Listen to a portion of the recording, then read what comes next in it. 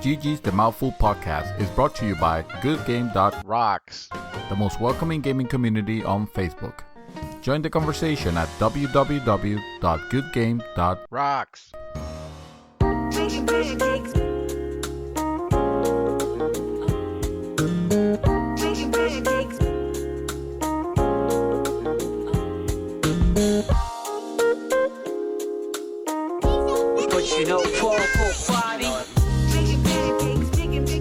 Welcome back, guys. This is Arnaldo, aka Mad Dog, and this is the real episode 193 of GG's The Mouthful Podcast.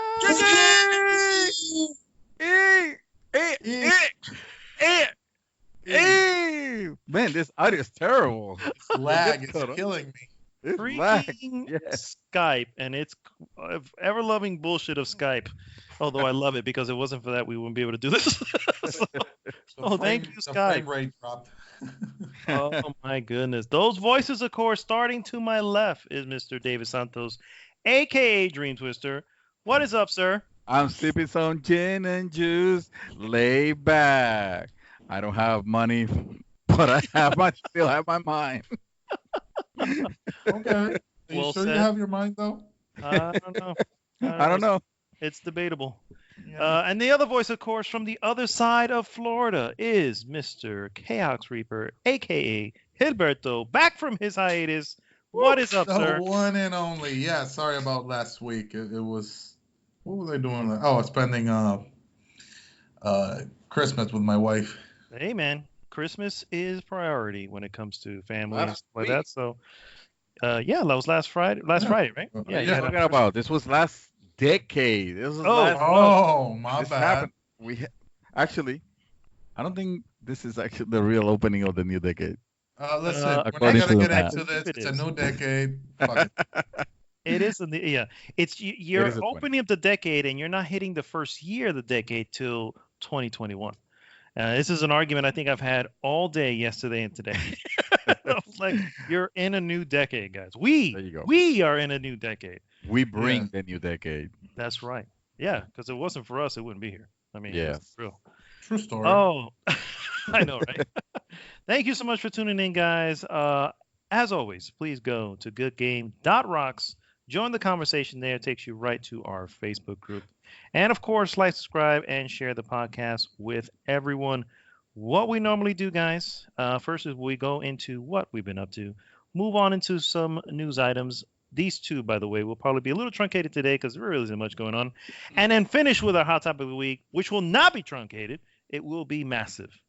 It will Yeah. be full of no gorge. Wait, gorge? Is that a word? It'll be feel like that's a word. engorged. It'll be engorged. Yes, Wow. It'll be a chubby topic of the week. exactly. That's what we're renaming it now. The chubby topic of the The week. chubby of the week. Wait, no, that's Could not we, right. could we That- not? That is not the type of I podcast. think, yes, you're absolutely right. This week's hot topic, Hot topic. Hot Game? topic.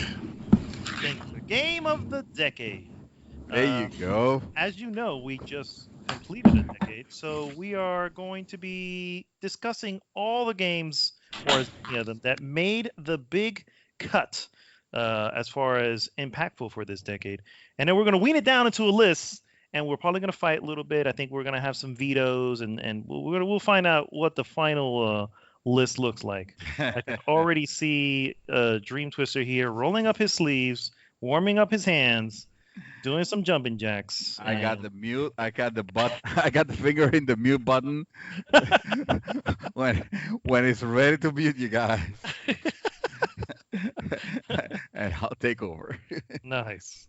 All right, guys. So let's start with what we have been up to this week. We're going to start with the gentleman on the other side of Florida, Mr. Chaos Reaper. What has been going on, sir? And go. Well, I'm gonna start off quick, and I finished The Witcher. Yeah. Whoa, wait a minute. Hold the fuck on, really? Yes. Yeah. The show. Oh. Shut up. Oh, seriously? That was the game? Oh, no. I thought he was playing the Let me Witcher. clarify this here a little bit. It was the show.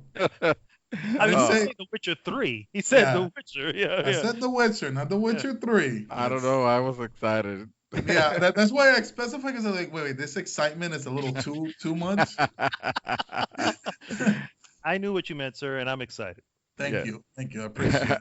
I know now what you mean, and I am disappointed. Well, I'm not gonna lie, I saw the ending coming like 4 episodes into the show. Okay. I knew this season was gonna end exactly like that. That I guess it wasn't disappointed, but it's kind of obvious, just for the sake of continuing the show. You know what I'm saying? Right. But I absolutely loved Henry Cavill as Geralt of Rivia. Yeah, he did a really good job. He nailed that voice. Like, holy shit, he was so good. You know, it's because he has been playing the game, right? Yeah. I actually read an article. He's actually a PC gamer before anybody starts like with a PC Master Race bullshit. And yeah, I read that he actually played Witcher 3 extensively. According to what I read, supposedly he actually looked for the role, like he was trying to land the role of Geralt because he likes the game. So it was before he got offered. Nice. Yeah. So I really did enjoy him. I love the show overall. I know there's some people that had some complaints about it concerning the casting and how they changed some of the characters, especially since this is a Polish story and everybody was white. Or at least most. I understand that they were just trying to be more inclusive with. Honestly, I mean, maybe it's because I'm not that much of a fan because I haven't read all the books and haven't finished the games or whatnot. Maybe that's why it doesn't bother me. But I think it was an amazing show. I think so too. Honestly, I didn't know about those complaints about I guess I'm not surprised that even happened because the internet's the internet. But I didn't know about that. The complaints I always got, or rather, I read as I went on, was the way that the time was being played around with it threw a lot of people off, and it took a little bit for it to kind of get into place. It didn't bother me particularly, but it didn't bother me because I'm pretty sure that was the point. Yeah. Oh, yeah. It was on purpose. Absolutely. So, I mean, if you didn't like it, I guess it's just up to taste. But I thought it was well done. Yeah. I didn't care for it much. It seemed a little gimmicky, but like I didn't hate it for it. It was just Let's put it this way. I sort of knew what was happening coming in from, knowing a little bit of the lore. But my poor wife, she was completely lost. And this is someone that I'm trying to convince to watch this because I want this to be our series to look forward to, and she ended up liking it. At the end of it, it resolved itself. Right. But around the time that things were happening, like I could tell that her displeasure because she doesn't have the background. She doesn't know about any of these characters or anything like that. All she knows is that on one episode, the person that you saw die on the first show is alive and well, and then another person who is old is young, and like stuff like that. Kind of like it was jarring. You were kind of expected. You were kind of expected to know about this, and I think that was a little bit too much to ask for a new audience. Because I mean, I've read the second book. Most of it. I haven't finished it. I've played little of The Witcher 3, and my wife has no idea about any of it. And once we saw what was happening, then we were trying to work out where is what.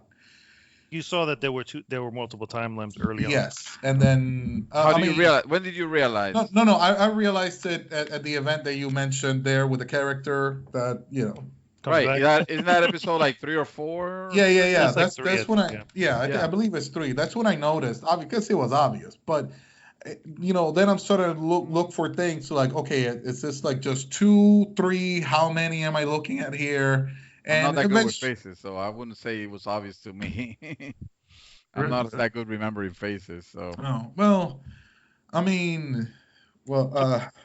I enjoyed it. I enjoyed piecing it together. As long as they don't keep doing this like season after season, because it works well for the first one. I don't think it's going to work well for the future. Oh yeah, no. I agree, and I don't. And based on the books, I don't think that they're going to do that.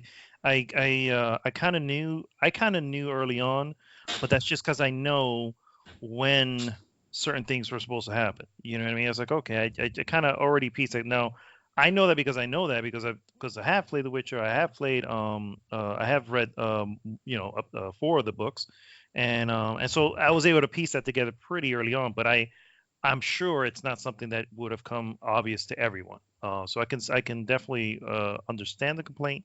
But I also don't think that it's going to be. I agree that I don't think it's going to be something they're going to do going forward, because now all your protagonists are on the same timeline. Right. There's no reason other than doing a flashback here and there. Yeah. Exactly. Exactly. So I finished watching The Orville. There's only 2 seasons, which really saddened me because I was really enjoying this show. What else did I watch? I don't think. I started watching You. Me? No, the show is called You. Is this on Netflix? Yes. Oh, this is the one I've been hearing from everybody. Okay. Yeah, everybody, like all the women are mad in love with this guy now. Yes. Okay, yeah. I've seen this. It's a good show. It's got a good rating, so. It's a good show. Okay. I'm on the 2nd season right now. I think I'm in episode 4 of the 2nd season. The 1st season was really good. It's an interesting character. Okay. It's like a more romantic version of Dexter. Yeah. I was just gonna say that. I was like, wait a minute. I'm reading the synopsis and I'm going, this seems a little psycho-ish. Yes, it very much is. But I'm enjoying it so far. I enjoyed season 1 more than season 2. I can't really say anything without getting into spoilers, but I feel like the second one is just darker because But again, I'm enjoying it so far. Oh, I finished the anime Kengan Ashura, which I finished the 2nd season finally. I only had like 5 episodes left, so I decided to finish it. I'm just gonna chalk it up to that's just anime. Yeah, it's anime. The fights are interesting, that's why I watch it. But the characters, their backstories, and some of their skills is like, what is going on here? That's most anime you just described right there. Yeah, that's why I said I'm just gonna. But again, I enjoyed it. So now I'm kind of like committed to it. I just want the rest of the show because there's a tournament that they're fighting. I just want to watch the rest of the tournament. Yeah. Gaming wise, I've been playing a lot of Monster Hunter. I'm back on Warframe again. Nice. Some Apex Legends here and there. Titanfall 2 because best shooter. I love the game. Best shooter indeed. Yeah. I did buy a game recently. Uh-oh. I feel a setup. I made a transaction on Warframe that scored me $20. Oh. And there was a particular sale. It was a holiday sale for PlayStation. Oh shit. Okay. There were a lot of discounts. There was one in particular that caught my eye. I bought Devil May Cry 5. Yeah. Oh, nice. Okay. Good call, sir. They had it for $19.76 down from $60. Wow. Damn. Yeah. So really good. You should have grabbed onto that, Mad Dog. Well, I took the opportunity. I had the $20 there in my wallet. Like, yes, sir. So I still haven't downloaded it, but I did because I bought it on I think it was either Wednesday night or Thursday, and I really haven't had the chance to download it. But it's bought, it's tagged. I just get up and start playing that. Nice. But yeah, that I believe concludes everything that I've done for the past 2 weeks. Oh, all right, Mr. No, that was Chaos. Excuse me, Mr. Dream Twister. What, sir, have you been doing? Absolutely nothing. Back to you. Wow. No, all right. No Witcher 3 DLC, no nothing? No, surprisingly, no. Witcher 3 DLC, what the hell are we waiting for here? I went into this this route of hibernation. my neighbor gave me some old, quote unquote, old network hardware. And I said quote in quotes because I don't think they're that old actually. I think some of them are still in business. Some old Cisco routers, and I started going that route of learning how to. First of all, I want to make sure that they work. So I looked online to see how to make them work, and that of course took me into this dark rabbit hole to where now I'm watching like YouTube videos and reading about networking certifications for a test that I'm not planning on taking right now, but it's still fun. So that was my play. That was my game. Learning to configure networks. That was my game. Learning Cisco. Sounds super exciting. I know. It's. How was the last boss? I heard. Well, I haven't reached him yet because let me tell you, I can't pass this first stage. Wow. I am still very novice. I was able to make it work to where it provides power to one of my cameras, a new one that I installed in the back of the house, and that's it. But I don't know, man. It caught me off guard. I didn't know that I was gonna be having fun with it. Is this the Dark Souls of networking? Cisco is the Dark Souls of networking. Let me tell you, wow. It is. I'm not gonna say it's impenetrable because obviously, if you like, the thing, you can learn it. But it's something that you really have to sit down and learn. It's not the type of things that you will just connect and automatically work. You actually have to sit down and configure the crap out of them before you make them work. And in order to do that, you kind of have to know how to navigate through like command lines and stuff like that. And some people just, they don't have time to do that. You go in and you buy a commercial switch, for example. A retail switch, that you buy the regular consumer can put in their house and you just plug it and it works. You don't have to worry about configuring or anything like that. But of course, enterprise hardware is more complex. So because it's meant to be like more reliable and yada yada. Anyway, this is not a Cisco podcast, so this is all just to say I haven't done. I've been doing everything I've been doing has been quote unquote constructive, and nothing that I could just like I don't know, sit down and relax and have some fun with gaming. So, but I'm planning on going back. I mean, I still have Borderlands 3 to continue, and I want to get that out of the way so I can possibly start with Disco Elysium. Nice. Although I've been hearing some rumblings that the Outer Wilds is sort of amazing, so I need to know what this is about. The Outer Wilds? Yes. I told you that before. I was like, oh man, I'm kind of interested in this game. You're like, really? That doesn't even look like a game for you. I'm like, what do you mean? I know. I have to. Yeah. Interesting. All right. Yeah. Wait, what game is that? The Outer Wilds. I've heard of it. I have no idea what it is. Yeah, it's hard to explain. You really have to look at the trailer just to see what the hell it's about. But I looked at it and I was just like, oh, this looks interesting. And then everyone spoke so highly of it. I'm like, ooh, I need to get this onto the radar. And it's still on the radar. Actually, well, first off, sir, I don't want to jump into your segment. Oh, I'm done. Okay. So, so I ended up spending a lot of money on some of these sales as well, and I ended up getting like 4 different games, but I didn't pick that one up. But I haven't touched any of those 4 games. The only thing I just purchased them because why the hell not? They were on sale basically, and but I haven't played Judgment, but I'm still actually playing Judgment. Actually, no, it's not true. I actually played on Monday, and that was the last time I played. And I think I reached out to you, Dream Twister, to say, I think my opinion has slowly changed on the game. You're warming up. I'm warming up to it, yeah, because I wasn't completely impressed with the game at first, and now, like I told you, somewhere between chasing some panty thief and and going to the arcades, I'm like, this isn't half bad. You know what I mean? So, you're right. This is what I used to do in my younger years. Yes, this reminds me of living in the Bronx. And, were you hunted down panty thieves? Hunting down panty thieves. Huh. Yes. We have an everyday vigilante here. He's Mad Dog. Yeah, I mean the Bronx is full the of them all. panty thief buster. We all say that Japan is quirky with all its Japaneseness, but you know, you go to the Bronx and you're gonna see some crazy shit.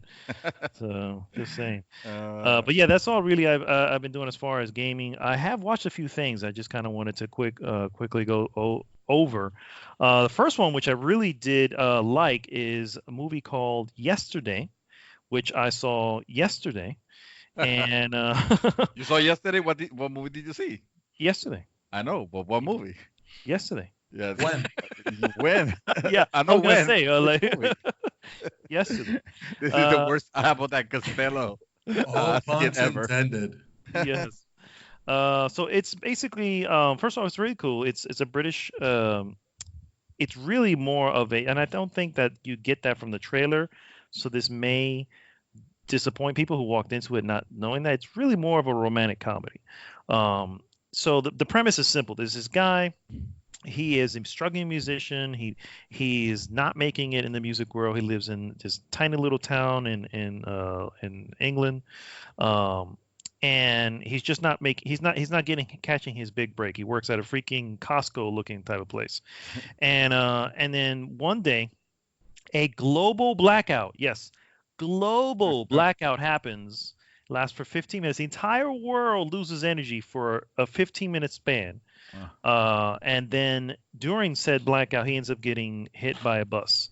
Wakes up in the hospital, he gets better, and then somewhere along the line... That sounds painful. Yeah. He realizes that no one knows who the Beatles are. Now that sounds painful. Yeah. So no one knows who the Beatles are. No one knows about their music. No one knows nothing. He does because he's a musician. He loves them. He goes searching for them, can't find them anywhere. He's in shock. He cannot believe it. And the first time he actually reveals that is when he's getting better. They got him a guitar because his guitar broke in the accident, and he's playing the guitar and he sings his song, and people are just like, "Oh my God, that's an amazing song. Did you just write that?" And they're like, he's like, "What the hell are you talking about? That's the Beatles." Yeah, you know what I mean? And anyway, and it just kind of expands from there. And it's really interesting in the sense that I think the main purpose of it, which is kind of cool, is how the commentary behind it to me is how certain things can be lost in time, right? I mean, obviously this was purposely done through whatever sci-fi 15-minute blackout, but you start thinking about the Beatles. You start thinking about Beatles music, and you have a lot of people nowadays who don't listen to it. You got they're little by little is fading out, and these wonderful works of art can easily be just forgotten. You know what I mean? And anyway, so that's kind of the commentary behind the film. And then on top of that, the whole romantic angle and everything, which is actually okay. But the movie itself is good. It's it's not a great film or anything like that, but it's definitely decent. So yeah, that's Yesterday. I can definitely recommend it. Just know what you're getting into. If you watch the trailer, just know it's not. It's more about the romantic comedy. I don't know what people would like. What would you think that people would expect more of it? Being because to me, the sci-fi aspect of the fact that what just happened. Where did the Beatles go? Why is he the only one who knows this? Yeah. How does that even happen? Exactly. How does that even happen? And a beautiful thing is it doesn't even hang very long on the fact that today, think about that for a second. Think of the mass hysteria that would happen in our world right now if a global blackout happened for 15 seconds. Yeah. Well, there is no mass hysteria. The world just kind of moves on. Like, oh, I guess that's normal. So those type of things are not going to get addressed. Any type of those, it's more about what's going on with the main character and stuff like that. And it is it's a very happy film in the sense that I don't want to give anything away, but in the sense that it doesn't really, there are no repercussions for a lot of things in it. That's good. So it's a very happy film. But anyway, next movie I saw was a little Japanese anime title, which I've been dying to see, and I have not watched it until now. Your Name. I finally got to see that one. Oh, yeah. Wait, what's it called? Your Name. Your Name. Oh, my God. Between Yesterday and Your Name and me watching you. What's up with these names, yo? I mean, at some point you just run out. You got to start using dumb shit, right? I guess. Because as if where. Yeah. This is actually a pretty awesome anime. And I actually got my wife to sit down and watch it with me. Yeah. And she didn't want to, for the record. I was like, honey, I kind of gave her the premise of what's going on. And she was like, okay, we'll sit down. So basically, something happens where these two complete strangers, different parts of Japan, young kids who are in high school, swap bodies, right? So it's almost like that Freaky Friday thing, right? But it happens every other day. So one day the boy wakes up in his own body, and he goes to school, whatever. He goes to sleep that night, wakes up. Now he's in her body, and she lives in the village. He lives in the city. So there's obviously this humorous aspect with that, and how it's funny because one of the first things you see is when he wakes up as a girl, he's grabbing his own breast. He's like, whoa, this, which. Can any guy really not say they wouldn't do that? I was like, I mean, that's the first thing you're gonna do. You know what I mean? I will not leave my room. And then of course with her, she wakes up and she looks down. She's like, "What the hell?" You know what I mean? There's something there. Anyway, that's pretty funny. But it's actually more of a love story, and actually really, really well done. The animation is. Wow. Really? Holy shit. Wow. Yeah. I'm like, this is some of the best Japanese animation I have seen to date. Absolutely. And I can, just for that alone, I can just recommend it. You have to watch the rest of the movie. Just watch some of these, just these wonderful set pieces that they do. Technical standpoint, 10 out of 10. 10 out of 10. My God. Absolutely. It's absolutely. It is 4K 60 frames on that. Yes. Oh my God. Yeah, it is really, really good. So I can easily recommend that one. There is no, again, it's a love story, so you're not going to see, a lot of action and stuff like that, but it's still very good.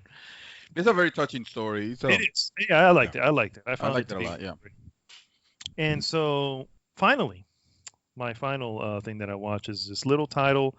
It is a spin-off from a franchise that has already spanned 8 chapters.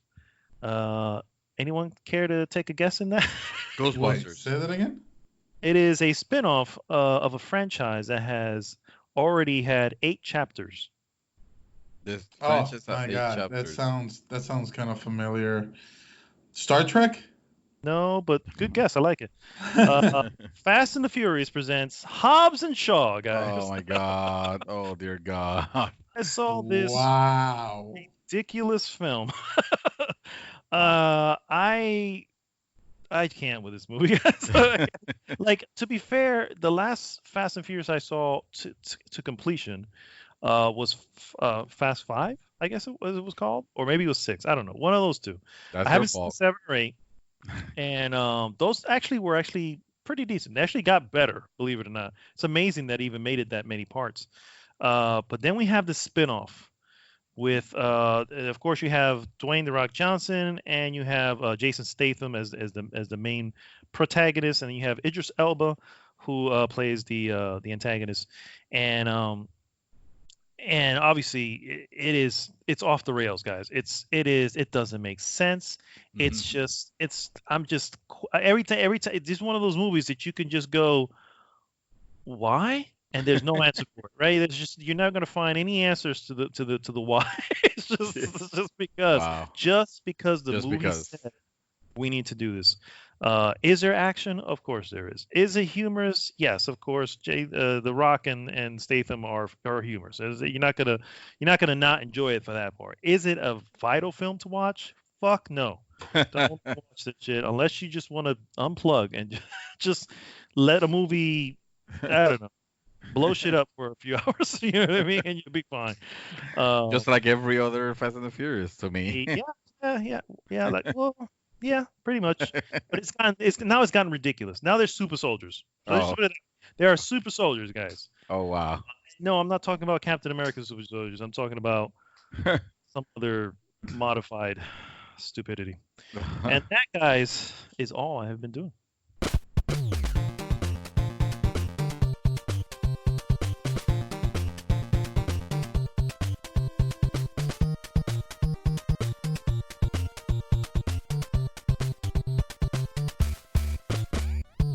And we are back, guys, and it is time for our useless news that you can use. Toss a coin to the Witcher.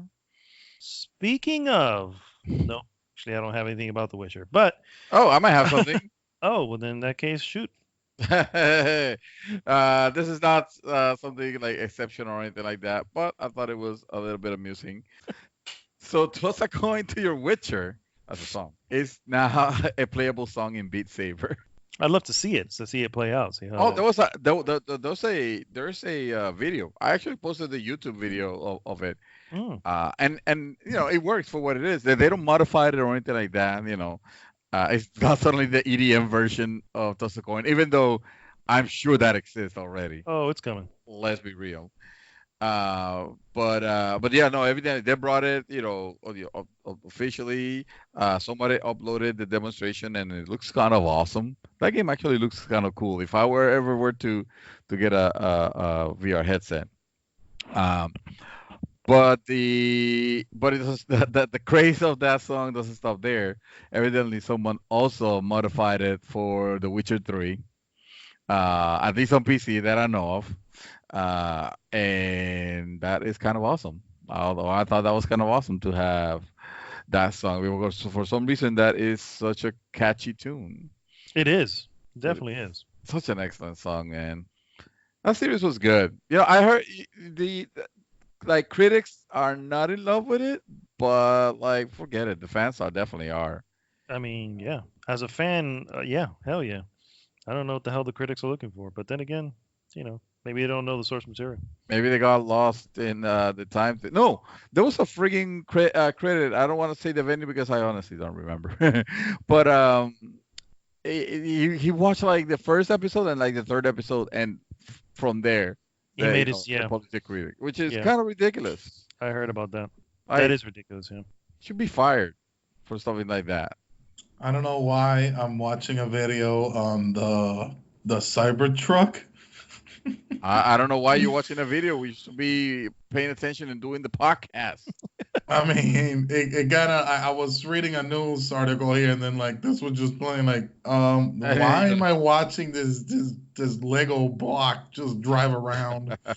Wow. And look what Megan posted on the group. I did, yeah. Oh Valley of Plenty. Love it. I love it. All right. Oh, by the way, that was literally my only piece of news that I have. Happy New Year, everybody. The year literally just started, so nothing has happened. Nothing of major importance. Honestly, all I got is a bunch of free games for you guys today. I'm gonna start off with the first one. Is Epic Game Store is offering Darksiders 1 and 2 along with the game Steep. That's the what is it? The snowboarding game. Yeah. Apparently, so I didn't even know what it was, honestly. That's awesome, though. But yeah, it's the winter sports game. So yeah, it's on Epic Game Store. Like I personally love Darksiders. I haven't played the third one yet. That's still on my list. Yeah. But I definitely love the first two. I don't know about Steep, but apparently it is a good game from what I've read here and there. So I heard it was decent. It is. Yeah. It is. I've played it. It's actually. I mean, it is definitely it's not a sports game. Yeah. So it's like you're not gonna. Is what? It's not SSX. No, it's definitely not. No. The best thing. This is much more sim. Yeah. One of the best things that EA has ever produced back when EA had games. It was the SSX series, and my God, I was in love with SSX Tricky. Probably one of my favorite games on the PlayStation 2. And I would love to see a proper reboot of that. And they actually did. They did an SSX game not too long ago. I think it was for 360 and PS3, but it wasn't the same. It wasn't as crazy as SSX Tricky. You remember those games? I do remember them, but I never played them. Oh my goodness! Oh, they're so good. The only snowboarding I ever did was in Final Fantasy VII. Oh, I've done snowboarding. I had 1080 snowboarding on my 64, Nintendo 64. Wow. Yeah, it was actually pretty good. Extreme gaming. Extreme. All right, Mad Dog, what you got for us? What I have, sir, are also some free games coming to PlayStation Plus for the month of January. PlayStation Plus subscribers will get access to 2 very different games. The first one will be the Uncharted Nathan Drake Collection. That's a good one. And the second one is Goat Simulator. I heard it was good. Yeah. I actually have Goat Simulator on my phone, and it's pretty funny. I'm not gonna lie, but I mean, there's only so much stupid shit you can do with it. But this may be, I think the phone version is very different from the actual console version. So who knows? It's free. Maybe I'll take it out for a spin. That'll be available starting on January 7th, and it will be running through February 3rd. And that are the useless news. I was gonna say. Yeah, I got another one here. Xbox Game with Gold for January 2020. Right. Woohoo! So we got Styx, Shards of Darkness. Oh. Yeah. We're gonna skip. That's hilarious. Well, okay, whatever, man. So it's gonna be available from January 1st to the 31st on Xbox One. Batman: The Telltale Series, which will be available from January 16th to February 15th. Tekken 6, which is available January 1st. Why all these different availabilities? Why can't you just for the month, man? I don't know, man. Oh, January 1st to the 15th, Tekken 6. Lego Star Wars 2, the original trilogy. Lego Star Wars 2, the original. Okay, that's okay. Available January 16th to the 31st. And those are the games for Xbox Games with Gold for this month.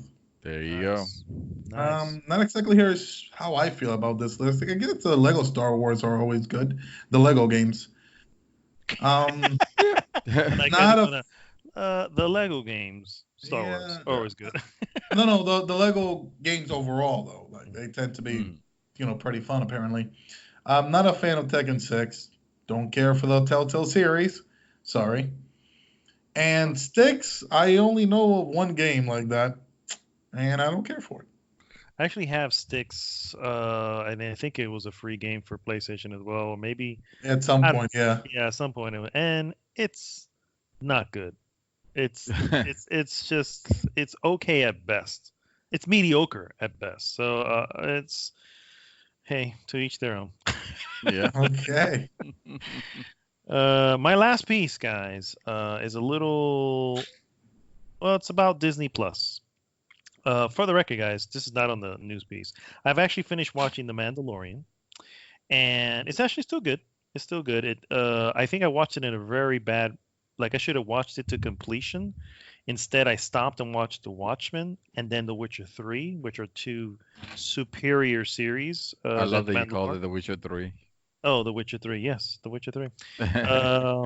The series, the Watchmen and the Witcher is, to me, a way better series.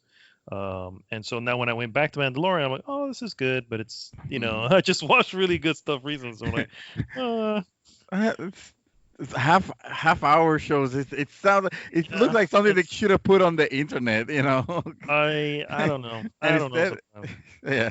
Instead, they have you paying $7 or whatever. It's not expensive or anything like that. But if the only thing you care is the Mandalorian, then that's kind of steep. Yeah, and then to think that what else is coming, right? Because I've been looking, right, and there's not much going on. I mean, there's constantly new Disney stuff being put in there. The musicals and all this stuff, and I'm like, I don't want to see all that shit. So, so anyway, then come to the news piece. Disney Plus is now getting 2 big Marvel series in 2020 when it was only supposed to be 1. WandaVision, which is one of the biggest Disney Plus shows planned for 2021, was originally planned for 2021, but the company announced that the Marvel series release date has moved up to 2020. Disney revealed the news in a sizzle reel, teasing what's set to hit the streaming service this year. There's no specific release date for WandaVision yet, making it unclear if it will premiere before or after the Marvel's other highly anticipated show coming out this year, and that's the show's Falcon and the Winter Soldier. So those are 2 major things. My deal is, first off, it's cool that they're going to do that, but it's like, I think it's slim pickings for a little bit when it comes to Disney Plus. The Mandalorian is they don't do what Netflix does, and honestly, if they're gonna do slim pickings like this, they shouldn't do what the Netflix does, because then they'll lose much more subscribers. And that is that they release it once a week, so you kind of have to hold on to your subscription. So I don't know. My wife is the one handling the Disney Plus. We'll see what she does with it, but frankly, there isn't anything else to watch for as far as I'm concerned. Okay, for my very last piece. You're scraping the bottom of the barrel there. Oh, my friend. I'm laughing because you guys are about to laugh. Says you. Oh, this is okay. Stadia Pro gamers get Rise of the Tomb Raider and Thumper for free this January. Awesome. The games that they probably bought already because it's the few selection is now free. Great. Well, yeah. So the sequel, Rise of the Tomb Raider, will be making it to Google Stadia Pro subscription service, but they will be removing the Tomb Raider Definitive Edition from the subscription package. Which, by the way, they removed it the 31st. So if you didn't get it by then, you're shit out of luck. You're gonna have to pay for it. Yeah. I don't even know what Thumper is, but hey, it's there for you for free. Thumper is awesome. I have that game. Yeah, Thumper is sort of amazing, but why am I not surprised? Probably not. Probably not a game that's ideal for the Stadia, since it kind of requires precision. It does require precision, yep. But Stadia is like god tier levels of gaming. Oh, that's right. I've seen the ads. Negative lag. Okay. Yes. Negative input delay or input lag, whatever the hell that was. Yep, you're right. Oh, listen. I forgot to mention this. Of the things I've been doing in the last 2 weeks, I've been listening to a lot of the podcast because I'm trying to catch up like a maniac. There you go. I'm actually up to like episode 182. Oh shit! Nice, okay. Yeah, so I'm closing in pretty fast. I think I'm the last episode before I went on hiatus. Oh, okay. Oh, but you're back now. Hey, listen, I'm gonna listen to a lot of things I haven't heard. So this is true. This is all new content now. Yeah. Nice. All right. I don't have anything else. Anybody else has anything to say? If not, I just gave free games for Stadia. I mean, yeah. That should tell you. That says it all. That should tell you. All right, guys. We'll be right back with our hot topic. Wow, man.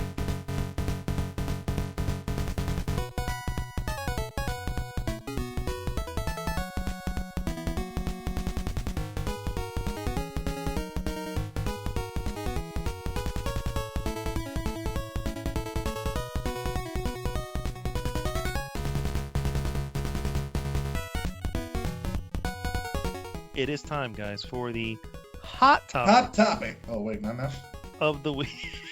Hot topic of the week. Oh, we're kind of messed up, man. No, we're just gonna roll with it. So okay, so is it now?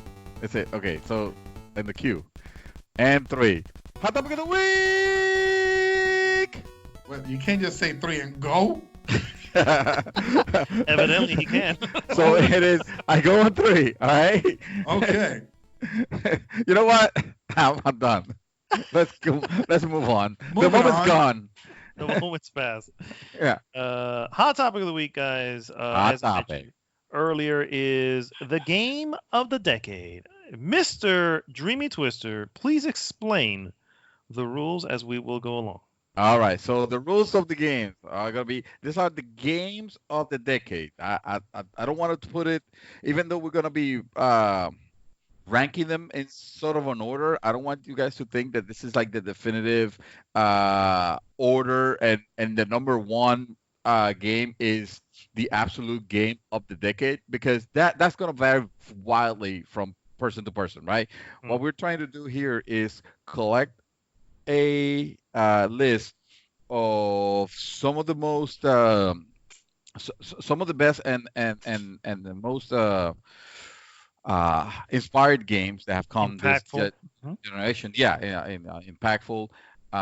and we're going to sort of recognize them, on this list. And we're gonna go. I have a list that actually courtesy of IGN. It's actually a very interesting list to go over. And I'm gonna be mentioning games. We're gonna put them on the ones that we feel like should be on our list. We're gonna try to make this a top 20. Listen. And then we will fight to our death when we get to the top 10. Yeah, this is where the swords are gonna come out. Okay. This is very easy. There's a 4-way tie for best game of the decade, and it's Life of Black Tiger, Evolve, Anthem, and Fallout 76. All right. All right. That's it. All right. Done. That's it. Call it a night. Take us all home. Right. Thank you and good night. Oh man. Okay. But we're gonna try to do this the right way, even though we already know the winners. Of course. Oh, that's even awesome. though we already know what we're doing. So we start with 2010, and you guys tell me yes or nay. Amnesia, The Dark Descent. Meh. Yeah. All right. Now, moving right along, Civilization 5. I'm not a Civ guy, so. Nah. I'll say yay. I've heard plenty of that game. I'm gonna actually say yay. Also, because this game is ridiculously addicting. You should be glad that you're not a Civ guy. It'll consume your soul. Listen, I remember when I was going to class, my professor got hooked on this game. Yeah, it is, dude. And there is a Civilization 6 that came out, but I feel like 5 will actually make the stronger case here. Call of Duty Black Ops. Wait, which one? The first Just one. Black Ops. The first Black Ops? Yay.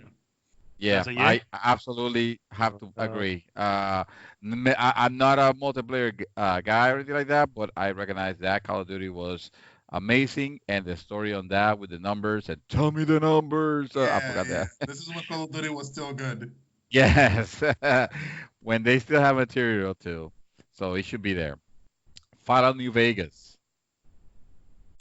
I never played Fallout New Vegas, but I think it should be there.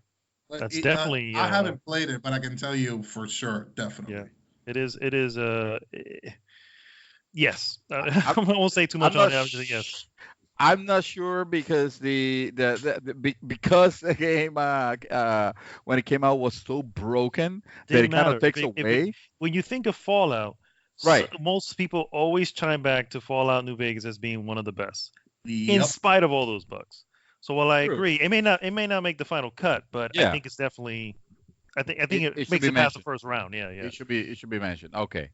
Well, this one you guys are gonna have to fight me to the death if any one of you says no. Mass Effect 2. Oh, hands down. Are you serious? I lost myself typing in that as game. you're saying. Hell yeah, that's. that is a given. That is a given. Absolutely. Just like I personally think this next one is Minecraft. Oh, hell yeah. I mean, that has to be there. I may not play it, I may not even like it, but you can't ignore the achievements that game has accomplished. Yeah, absolutely, yeah. I'm gonna skip this one. No, NBA 2K11. Anyone? Well, no. I mean, if you ask me, I'm probably gonna say no to probably all sports games.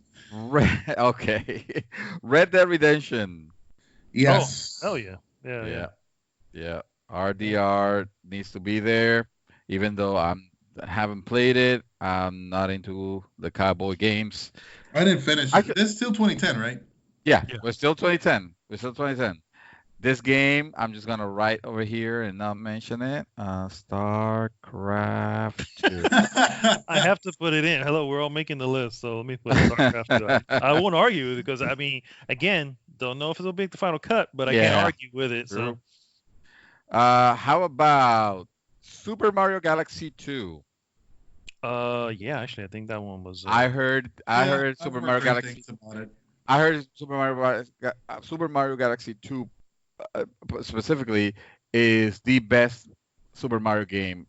Someone said that, and I'm like, well, I don't know because I never played it, but that's a mighty strong, argument to make. Yeah, I can definitely. I mean, that's a strong argument to make, but yeah. I would definitely say it doesn't sit far away. Like for me personally, I still always love Super Mario Brothers 3, favorite always. Sure. And then I always will put Super Mario Brothers World right behind that. But I can definitely put Galaxy 2 behind that. Yeah. Really? Where? And I'm sorry, this might be diverging a little bit here, but where would you rank Super Mario 64? Super Mario 64, I recognize its importance, right? It's one of the first major 3D games on a console and all that, and I get that. It just, when you look at it totally, it's like it doesn't age well. I can still go back to Super Mario Brothers World, and it is beautiful. I can go back to Super Mario 3, it's beautiful, and Super Mario Galaxy is gorgeous. Galaxy 2 and Galaxy, for the record, are gorgeous games. So, while yes, I do think that it's impactful, and obviously it opened the door to the Galaxy games. It just, for whatever reason, I don't think it stands the test of time. Okay. Yeah. Moving on. All right. And how do you guys feel about Super Meat Boy? Super Meat Boy, yeah. I think I can put that there. Yeah. Again, I think so. Maybe not make the final cut, but yeah. I just want to clarify. There's a lot of these games that I didn't personally play, but that I know because of exposure through news or whatever. Oh yeah, absolutely. Yeah. I mentioned, definitely. There's gonna be games over here that, and I'm glad that you actually mentioned that because I was a little concerned that we were gonna be leaning more towards our favorites, and no, I'm glad that you guys are recognizing some of these titles here. No, of course. Like the next one, 2011. Brought us Batman Arkham City. Oh shit, that came out that year? That came out in 2011. Yeah, Batman. Oh, okay. Batman Arkham City. Arkham City. Okay. Arkham City. Yeah, I just want to personally, so if I can, I recognize it, but I personally wouldn't put it on the list personally because I think Arkham Asylum to me is a better game. But granted, Arkham Asylum came out the decade before. I kind of, no, but I see what you're saying. It's like, how do you mention this game of the decade and have a game the previous decade that was better? That was better, yeah. Yeah, exactly. You know what? I feel you on that. I think I kind of agree. What do you think, Chaos? I don't know. I felt Arkham City was the best one out of the three. Oh, true. Okay. That's true. That you can also make that argument that might not be the strongest, but it was. We'll leave it in. We'll leave it in for now. We'll leave it in. Yeah. How about Dark Souls? What is that? Oh, I have never heard of that. Oh man, it started its own genre. Yeah, absolutely needs to be there. I have to agree. Yeah. If it wasn't for the fact that I ran into that really, really low frame rate area, which just I could not get past on PlayStation 3, I would have kept because I spent a lot of time. I love that game. Would you be able to pick it up now? I don't know. I heard that the remaster is actually pretty good, and I have considered it, but haven't gotten around to it. It's just I would love to see you try it. Yeah, I can go back. I can see it. Marvel versus Capcom 3 Ultimate. I don't think.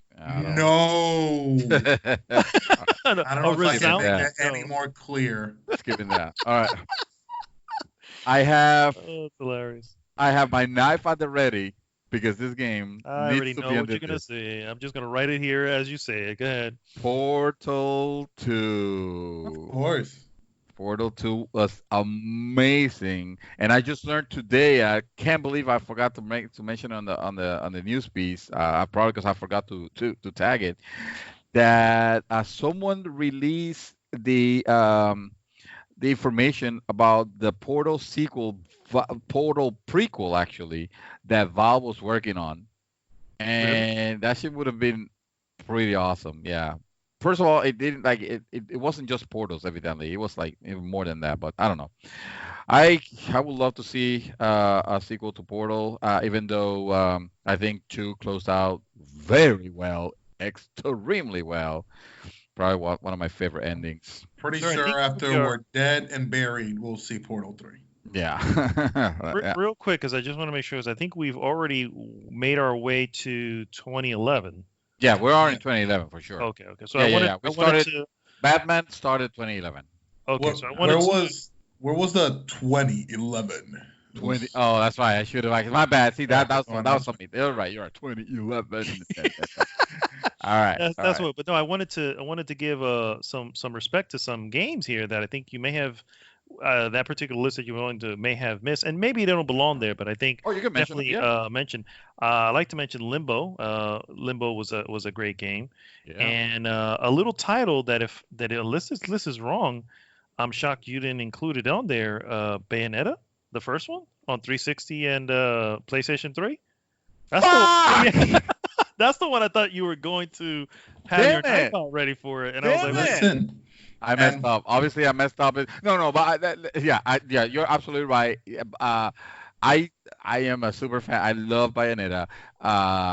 When I put it into the games of the decade, I don't believe. I can't believe I'll say this. I'm so sorry, Bayonetta. I don't really put it as. How can you say? What's the best way to? I'm trying to say this word for the longest time, and I can't come up with. When something inspires you to be aspirational, to have something to push forward the genre, basically. It breaks barriers and it does new things. I can't think of the word either. Right, for some reason. Revolutionary. Yeah, revolutionary. There you go. Yeah. It's like chaos. It's a revolutionary. That's right. So I don't see Bayonetta being on that league. Bayonetta is certainly a freaking tastic game. Okay. But and obviously, Limbo. No, Limbo was just an honorable mention. That's what I just wanted to say. It's an honorable mention. Yeah, I'm like, I don't think in the end I don't think it's going to make it past this list right now. But definitely, I played that game so many times. It was ridiculous. Limbo is something else. All right, then I'm going to mention one that I saw on a list earlier that I closed because I was getting yelled at for it. God of War 3. God of War 3 came out in 2010, and I understand that a lot of people don't like that Kratos in particular because of the way that he was and everything, but by the gods, man, that intro, that first fight that you have against Poseidon, seriously, I restarted the game more than 5 times, literally just to do that fight. It was definitely a fun game. Is a very fun game. Is what I can definitely call that one. I enjoyed the hell of that game. I really, really did.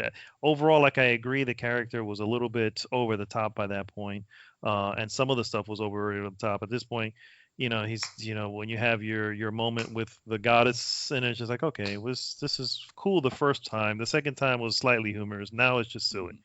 But yes, overall, I did love that game. I'm not gonna lie. I'm adding it to my list. Okay. You'll be wrong. Speaking of over-the-top characters, Saints Row the Third. I am feeling that. I am feeling that. No, sorry. I mean, I'm sorry. This decade gave us Grand Theft Auto 5 and actually 5, because 4 came out the previous decade, I believe.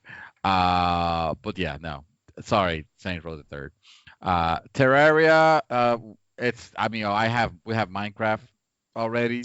Yeah, I feel like Terraria, it's a good game, but it was derivative of what. But it's no Minecraft. It's 2D Minecraft, basically. It's 2D Minecraft, so we already have Minecraft 3D. Why would we? The Elder Scrolls V Skyrim.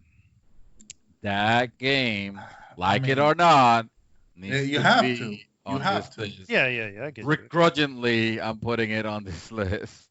I will put it on the list. Will not you know why? Yeah, you know why I don't mind? Because honestly, I spent an unholy amount of time in this world. Oh, I didn't know that you played it that much. Okay. When on the PlayStation 3, my friend, I spent hours. Yeah, I spent hours upon hours in this game, just going through little. I read the books. Okay, I would stop adventuring to read books in this game. Damn. All right. So Skyrim is in. All right. I guess I'll put it in. I'm not gonna. Oh, I have it in. Argue. I have it in. It needs to be. I mean, Skyrim came everywhere, and it was something else. Yeah. That's why they're still milking it. I'm pretty sure it's going to be on the PlayStation 5. Exactly. We had the. It's already on my toaster, so why not? My smart toaster runs Skyrim. There you go. 2012. Oh shit! Damn, we're going through the years fast. Hold on, I want to respectfully say, hey, Uncharted 3, even though it's not the best Uncharted, but it did come out that year. Shit, that was another Game one. of the decade. Game of the decade. I know, Rayman Origins, a great game. Platformer. Yeah, that was Platformer. A yeah. And also released many times, just like Skyrim. That's all. You may continue. Okay. That's good. Actually, I like that. If you guys can think of games that came out that came out that year, and just make sure that it actually came out that year. Of course. I don't want people yelling at us. They're gonna yell anyway, for sure. Yeah, pretty much. 2012 opens with Animal Crossing New Leaf. I did not play Animal Crossing. I don't care much about Animal Crossing. I realize that it has its following, but I don't know if it's in a circle of people that I don't know. Exactly. I don't know if it's I don't know if it goes there. I wouldn't be comfortable putting that one in. Sorry, Crossing. Borderlands 2. What? That's all you guys. We're in 2012, right? You said we are in 2012. Yeah. Oh, I gotta stop you, man. What is wrong with this list of yours? What happened? Dead Space 2 in 2011. Come on. We gotta establish something here. First of all, we literally just started 2012. So if you're talking about, I haven't been an opportunity to say it. But let's say it's not there. There's going to be a lot of games that are amazing, but whether they're sequels, or they're just. You can get a respect, like an honorable mention on that. To be fair, though, yeah, true. I love Dark Space. Sorry, Dead Space. Dead Space. I love Dead Space 2, but nothing terrified me like Dead Space 1. Yeah, and also in a similar vein, yeah. And also, you'll do the honorable mention at the end, not at the fucking beginning of the year. Yeah, but we're not gonna go back through the whole decade. But this is 2011. No, but at the Dream. Oh, this was 2011. Yeah, it's oh shit, I just had it right here. It's January what? January 24th, 2011. All right. Yeah. Do you guys feel like it because even if it's not on my list, if you guys feel like it should make the cut, it should be there. I'll put it. If you guys feel strongly about it. I don't feel that strongly about it. I mean, I'm with on Mad Dog that the first one had the most impact, but I feel the second one just capitalized on that, and the third one just dropped the ball. Yeah, me too. All right, I guess we don't necessarily like to put in, but at least get an honorable mention there because it was an amazing game. It absolutely is. Absolutely. No argument there. All right, so you guys did not answer Borderlands 2. Yes, definitely. I don't have an answer, especially for the year that it came out. Most definitely. Okay. It doesn't. I don't necessarily think it needs to be on the list, but if Mad Dog, do you feel like it should? It's not a vote, mind you. If Chaos still think that it should be there, unless you have a strong argument against it, I'll put it. Mad Dog. Which Mad Dog. What? Borderlands 2. Oh no, I'm putting it on the list. I'm sorry, I thought you were moving on to the next one. No. I'm putting it on the list. I don't have no argument. Okay, Borderlands. It may not make the final cut, but I won't. Remember, at some point, we need to whittle down this. We will. All right. How do you guys feel about Diablo 3? I've never played it, sir. So how do you feel about it? I mean, I recognize its greatness. I'm a huge Diablo fan, and I enjoyed what it did and all that. That game was bullshit when it came out. And as far as, at first, obviously they fixed it. I know what you mean. But as far as, I mean, it's just a better Diablo 2. And Diablo 2 came out decades ago. Mm-hmm. So I don't feel like it needs to be on the list particularly. How about you? I don't care one way or another. All right, so we're skipping that. Far Cry 3. I don't necessarily. Yeah, I don't think so either. Best villain in gaming in a while, but the decade, sure. Yeah, sure. Best villain of the decade. But I'm not sure it needs to be Far Cry 3 on the list. Mm-hmm. How about Fez? Ooh, Fez is interesting. I don't know if it makes. I don't know. I don't know if I can make a case. I feel Fez needs to be there just because it was something kind of extraordinary, especially that discovery period where everybody was playing and finding, Agree. Yeah, I definitely I'm putting it in, but I recognize that it probably won't last long, but I'm putting it. Yeah. We need to match our list, by the way, guys. So if you put something in, let me know so I can put it on my list because that's where we start cutting off. How are you, Chaos? How do you feel about Fez? Fez is I've heard good things about it. Again, I didn't really play it, so yeah. All right. Fire Emblem Awakening. I don't think it needs to be here, honestly. Definitely not. Moving on to FTL Faster Than Light. I don't even know what that is. That is a game that it kind of simulates being in command of a starship, kind of like Star Trek. It is a it's a roguelike game, and it is annoyingly difficult. But I can see what he was trying to do. It was really good. That said, I don't think it necessarily needs to be. Yeah, I think it's a little too niche to be here. Hotline Miami. Oh, I love Hotline Miami. I love period. Okay. Full stop. I love Hotline Miami.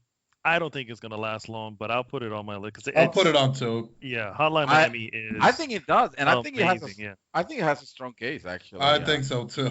Yeah, okay, good. I'm glad I'm not getting any any resistance. No, actually, that's a good one. Mark of the Ninja. No, you guys don't recall? Okay, I do recall Mark of the Ninja, but no. I don't think it's here. Just saw Pokemon Black and White too. Okay, so the next one. What year are we on? No, we're still in 20. Oh, still okay. Yeah. Pokemon Black and White. I mentioned, obviously I try to try to make it so you guys won't realize, but I'm skipping that one. I mean, if it was Alpha, it's more Pokemon. If it was Omega Ruby and Alpha Sapphire, I'd say yes. But listen, I will put Pokemon. What was it called? Pokemon Go as the best Pokemon because that one did something that no other game has done, and that one has a strong argument for even being on the possibly top 10. Even though I never even played it or downloaded or anything like that, but I will make the argument for that. Yeah. But that in due time. Spec Ops The Line. Yes. Spec Ops The Line needs to be on this list. Yes. Because at the very least, I mentioned this was a very trippy game. Actually, I really enjoyed this game. And the funny thing is, I don't think like the gameplay or anything like that was like anywhere spectacular. But that story, though. But that story, exactly. Hey, Mad Dog. Mm-hmm. How do you feel about Telltale's The Walking Dead season 1? Season 1 has to go there. Is it the full season came out that year?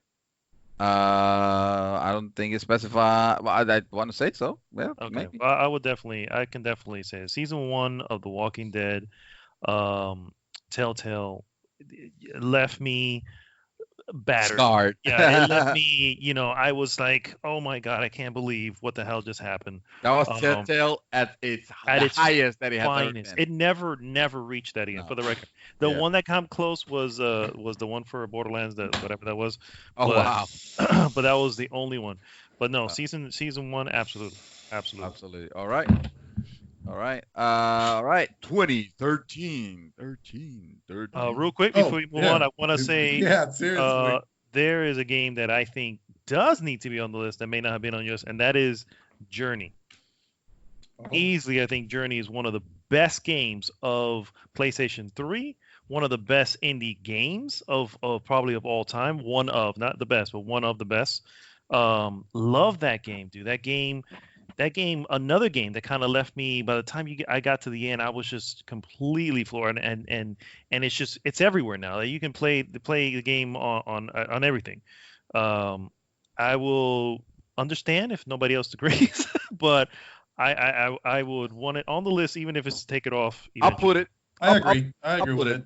I'll put it there. I don't think it holds, but I'll definitely see the potential of it. Now, this is literally an honorable mention. I'm not asking you guys to add it to your list or anything. But Darksiders 2 came out in 2012. And okay. Yeah, I already spoken at length about this game and how much I actually love it. But I understand that it's not the best game ever. It's not the best game of even its year or anything. So I understand why it shouldn't be on the list. But I just wanted to mention it. Also, Sleeping Dogs. Oh yeah, another one. Sleeping Nice. Dog, yeah, Another one. Yeah. yeah. I have my friend from my dear friend from high school. The one I got to call the Naldo pre-Arnaldo era. Okay. Because he was my buddy from there. He actually came in for the holidays, and he used to play a lot of games, but not much often because he because of work, he worked for the FBI.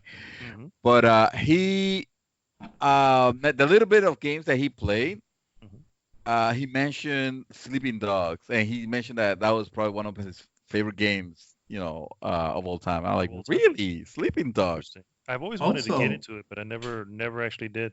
Forza Horizon, the first one came out in 2012. Yes, I was talking about.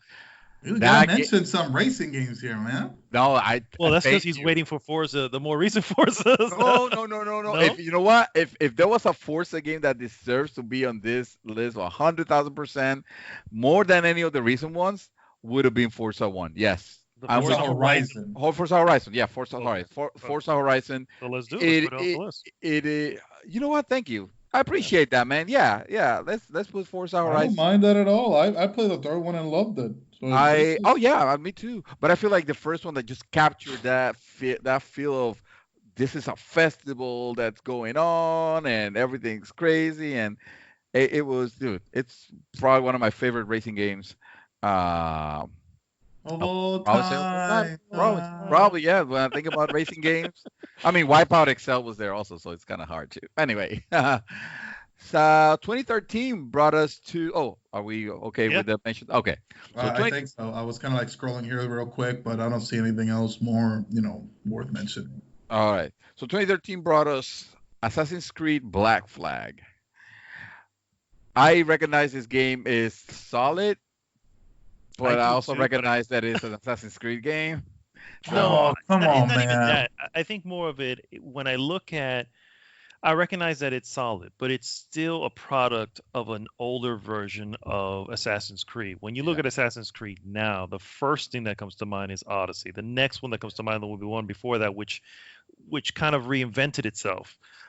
So when I think of Assassin's Creed, if I'm gonna put an Assassin's Creed into the top of the decade, I recognize Black Flag being the best of the prior versions before it reinvented itself. You guys killed me.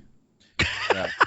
That game made me feel like a pirate, legit. I'm with you, and I recognize that. We're just saying again, it gets recognized as probably the best game of its year, but of the decade, I don't think with the games that we have on this list, I don't think it holds a candle. I'm just gonna let it go because we're doing game of the decade or games of the decade. But you will pay. You will pay. I told you. So we're gonna have when we get to the weaning down. Oh, we're all gonna have one veto. Oh my god.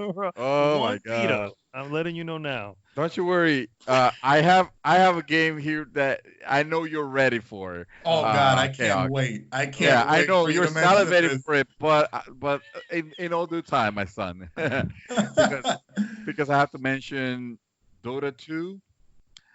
Listen. Okay. Yeah. We. Yeah. I recognize that game had the esport, like it reinvented esports basically, and for that impetus alone, I have to put it on this list. But that's just me. If you guys want to make a case against it, I cannot disagree. So yeah, I have no idea. Damn it! What it did for the gaming scene, on the esports scene more specifically, the way it boomed because of it, like you can't deny it.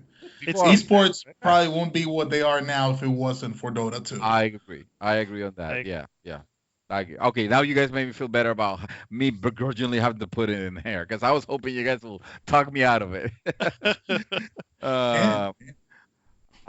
Dragon's Dogma, Dark Arisen. Yeah. Okay. Meh. Listen. Did you guys ever play it? I did. I played it extensively.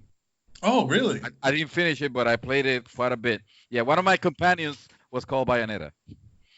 Oh, just God. because.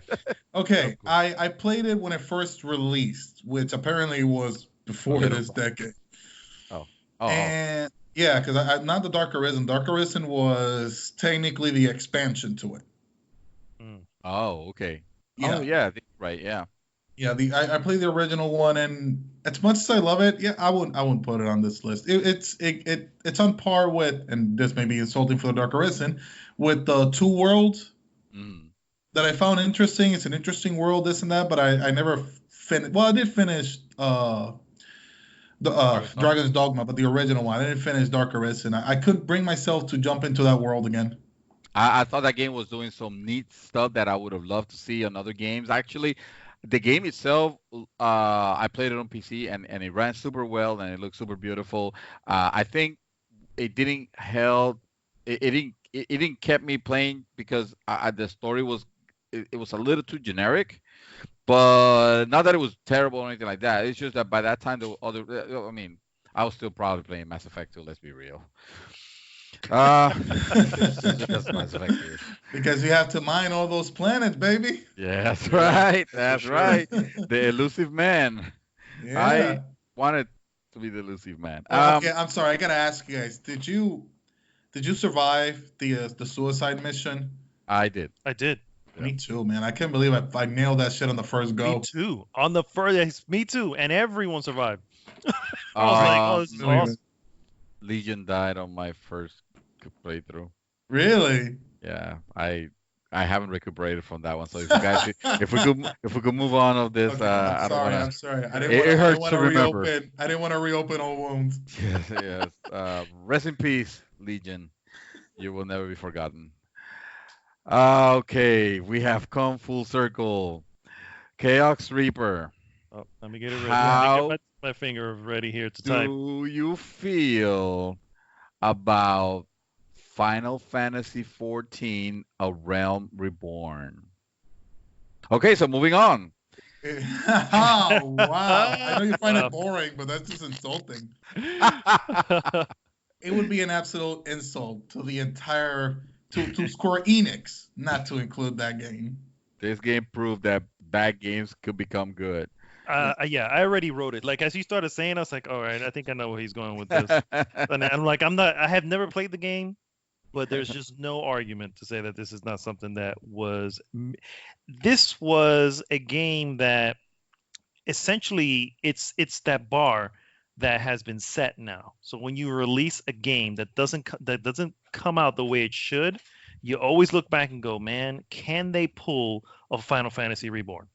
Yeah, exactly. Yeah. You know what I'm saying? Yeah. And that alone says it all. Because not only they turned it around, again, I've never played it, but they turned it around. And that deserves much. You saw that no clip. You saw that no clip. I played it a little bit, you know. I dabbled here and there. Every now and then, yeah. Every now and then. So I heard. You know? Nice. You filthy casual. I'm not gonna lie. I thought you were gonna mention something else that I'm staring at here. Well, it might come, or I don't know. I'm certainly not gonna do a battle for Gone Home, but if you guys want to convince me that it should be on this list, I don't even know what that is. I played it and I recognize what it's about. I get it. I just never got why it was such a big deal. Unfortunately, I was just like, "Hey guys." Then you'll be happy to hear about the next game. I'll probably hear you say the exact same words. Okay. Grand Theft Auto 5. Oh, that's definitely going on this list. That's another one where I'm like, I don't know. Just kidding. I have to put it. There's no way I could.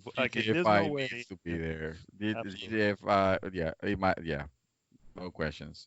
Yeah. All right, 24 games, and we continue with the list. Kentucky Route Zero. What? What the hell is that? You played this game, Mad Dog. Kentucky Route Zero. You didn't? Really? No. You did not? No. Kentucky Route Zero is a great American novel, just in video game form. Quiet and surreal. Kentucky Fried Chicken. That's what I'm expecting you to say every time. Kentucky Route Zero is a magical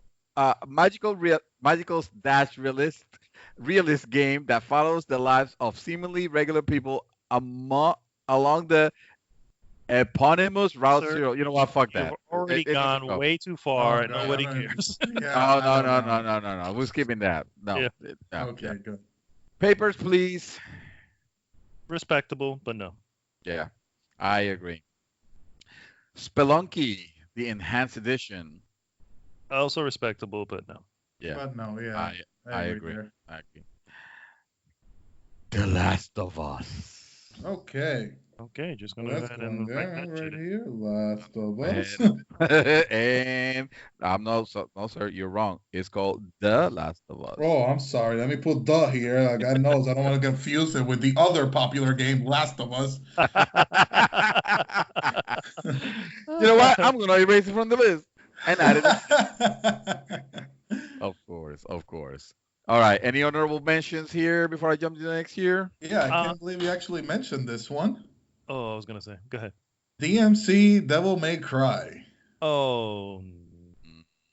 That's another case of Bayonetta. I love that game. It's great, but the game of the decade compared to the games on this list, it's not gonna hold. Okay. But thank you for the mention. I don't care for this version of Dante. I don't care for this version of the lore. I really don't. But that fighting system was orgasmic. Yes, it was very well done. Absolutely. And the boss battle that almost makes fun of Fox News was hysterical. I love that part of that game. That game was great, actually. Right. So, I mean, again, I don't care for the story or the characters, but I mean, the mechanics in that game were amazing. It was. Can we really not add that? Like, is this really a Bayonetta situation? Well, I mean, we can add it. The only thing I feel is it's probably going to be one of the first casualties when we start cutting off, and I mean, we're sending it to die basically. I feel skip personally. It. No, that's fine. But if you feel strongly about it, and if Mad Dog has something to say about it, I have nothing to say about it. I don't feel that strongly about it. I just wanted to make sure that we're making the right choice here. I appreciate you mentioning it because you're absolutely right. The fighting mechanic on that was phenomenal, and it takes. I mean, you said it yourself. You were not a fan of the lore. You were not a fan of that Dante especially, but I still played it to completion. I still play it to completion. Look at that. One that I have to. I feel like this is going to be hard to say, and I get it. And I don't know if anybody's going to agree or disagree with me, but this will still remain an honorable mention for this year, unfortunately. Well, 2013? Yes. And that is BioShock Infinite. Yes. Yeah. I absolutely love BioShock in general. The first BioShock is one of my favorite games of all time. It is a much superior BioShock to BioShock Infinite. I loved the world of BioShock Infinite, loved everything about Columbia, loved everything how they were, the world building they had going on there. But I recognize that it is a shit first-person shooter. And they weren't plasmids. I forgot what their name were, but whatever they were, the Vigors were nowhere near as interesting or as fun as the plasmids. Yeah, they felt forced a little bit. Correct, exactly. So, love the characters and all that, but I get it, and when I look at it all, I know that in the top 10 of this decade, this will still sit out for me. So. That's good. That's good. All right, we have arrived at 2014. What a year that was! That was. Yes, I have no idea what 80 days is, so I'm not even gonna try to nothing. Yeah. Also, I don't know what Bayonetta 2 is doing here. If Bayonetta 1 was not in there,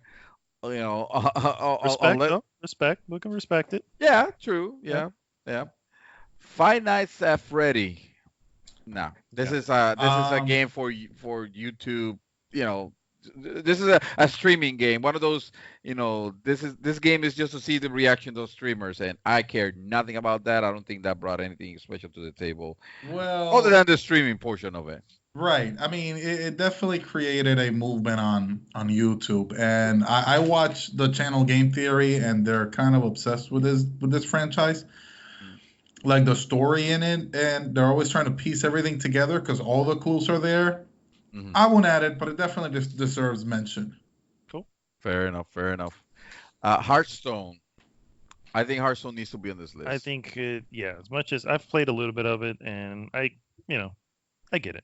I think I'll just put it in there. I think for a game for a free to play game that of course it has monetization, but it's a free to play in its truest form. Like you really don't. It doesn't expect you to.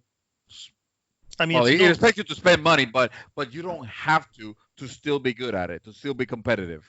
It's no Gwent, but yes, I hear you. If you want to make a case for Gwent should actually be the one here, in it, not at all. I'm willing to hear you out. No. I'm definitely willing to hear you out. I don't know if this qualifies or not, but it's here, and I'm just gonna mention it. PT. Ooh. Yes. PT. Honestly, I'll put on the list. It probably one of the early drops, but just to spite Konami. Just exactly. PT here, okay. PT, yeah, you know what? Freaking like that shit is scary. I'm not gonna lie, that shit is fucking terrifying. I heard things about this. So yes, all right. Middle Earth: Shadow of Mordor. I like the fighting in it. I like those type of things, and of course I like the Nemesis system. But the Nemesis system, bro. Honestly, just because of the Nemesis system, we should include it because no other game did that. True that. I think the Nemesis system it should be a strong contender for mechanic. For mechanic of the decade. Of the decade, I agree. Yeah. I can't believe that nobody has used it again. I'm shocked that nobody used it. That said, what behind that, what is? Yeah, the rest of the game really wasn't that. Yeah, the working on is a game that is serviceable, but in no way, it doesn't. The mechanic of the Nemesis system is what blows my mind, not the actual game, and that's why I probably wouldn't put it on the list. But if you feel we should have it, we're probably sending it to die, though. I mean, look at this. Well, I mean, the problem with that game, it was basically Batman reskin with Lord of the Rings, and the only thing original was the Nemesis system. Yeah, I feel. That doesn't sound like a game of the decade, then. Yeah. No. I don't think so. Also, it's unfortunately because, again, the Nemesis system was very creative. Mm-hmm. Yeah. Also, we need to start whittling down some of this. Yeah. No. We're just making the case. Shovel Knight. Oh, I love Shovel Knight. But no, it doesn't make the cut. Okay. I mean, if the man that played it says no, I'm not gonna argue. I agree there. I love Shovel Knight, but no. I mean, compared to it's just the game's on this list, bro. All right. Moving on. Oh, any honorable mentions for 2014? Actually, I believe it or not. It's already over? The Destiny, sir. Regardless of, I know, sir, mister, you bought it for me, even though I wasn't ready to purchase it. Talk about opening old wounds. I'm sorry. I'm writing down Destiny. Yeah, I was gonna say, I guess whether it makes it or not. I am not even touching that one.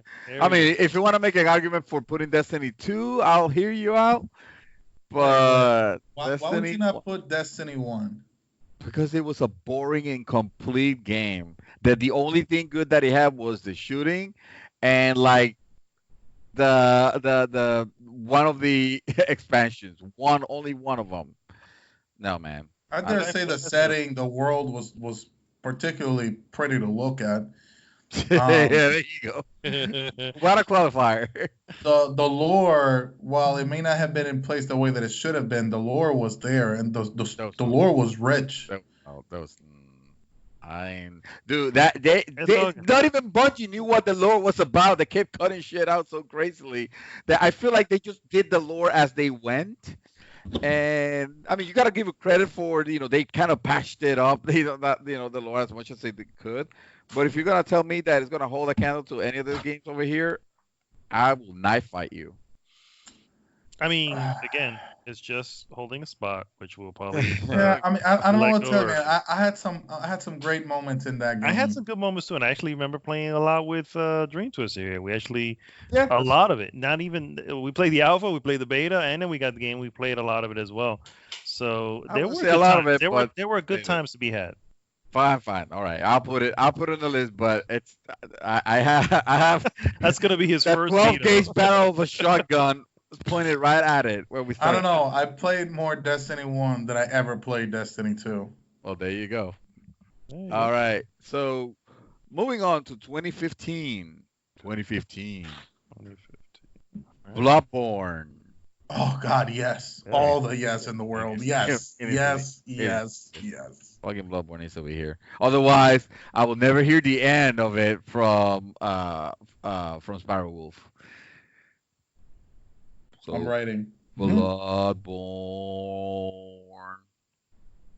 I never know if it's Bloodborne or Bloodborne. With a U. B-O-U. Yeah. No, it's just B-O-R. Really? Yeah. Doesn't it take place like? I always thought it was with a U. Honestly, I've like had to correct myself many times, but yeah, it's just it's just born with an E at the end. That's all it is. Oh, okay. All right. Man, wow. Metal Gear Solid 5.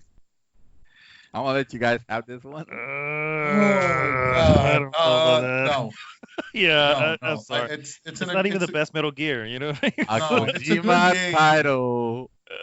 But what happened in this Kojima title? Excuse me. A Kojima title is on the list. It's called PT. So we didn't just shut him out. Fair enough. All right. Metal Gear Solid 5 was a fantastic. Well, it was a great game, but unfortunately, because of the things that happened, it was never properly completed. That said, I think it's better than Death Stranding, but that's just me. Sure, I can't disagree with it. All right, good. Yeah. But we're not putting. Huh? Oh, go ahead. I found it interesting how they removed Kojima's name from the artwork of the box. That was dirty. That was fucking dirty. That's Konami at its worst. So Kojima, and I mean, I see it like this, and just blatant retaliation, splattered his name before every single mission. That's true. Man. That's I love that. Every time you start a new chapter in the game, like bam, Hideo Kojima. There you go. That's true. Man, that was awesome.